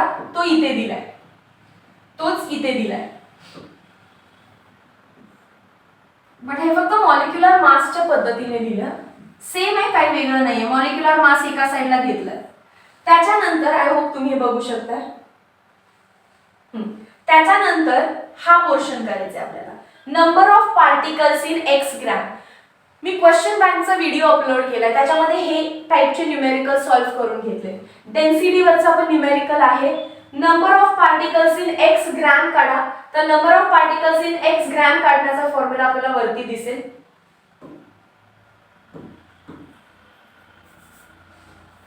हा इथे फॉर्म्युला आहे. हा एक फॉर्म्युला इम्पॉर्टंट आहे. हा कशाचा फॉर्म्युला आहे? Number of atoms present in X gram. त्याच्यानंतर हा एक इम्पॉर्टंट फॉर्म्युला आहे. Number of unit cell in X gram, X upon rho a cube. आणि हा एक इम्पॉर्टंट फॉर्म्युला आहे. Number of unit cells in V volume, that is V upon a cube. हे चारही फॉर्म्युले तुम्ही लिहून घेताय. हे चारही फॉर्म्युले तुम्ही लिहून घेताय. हे कसे आले, काय आले, ओके. आणि याच्यावरती न्यूमेरिकल्स कुठून सॉल्व्ह करणार? From question bank. क्वेश्चन बँकचं फुल सोल्युशन अपलोड केलं. Links are in the description. Go and watch the question bank. Question bank मध्ये न्यूमेरिकल्स पण सॉल्व्ह करून घेतलेत. 4 न्यूमेरिकल्स आहेत, 2 मी सॉल्व्ह केले, 2 तुम्हाला सॉल्व्ह करायला दिलेत. बट तिथे मी एक्सप्लेन केलं कोणता फॉर्म्युला वापरायचा आणि कसा वापरायचा आहे.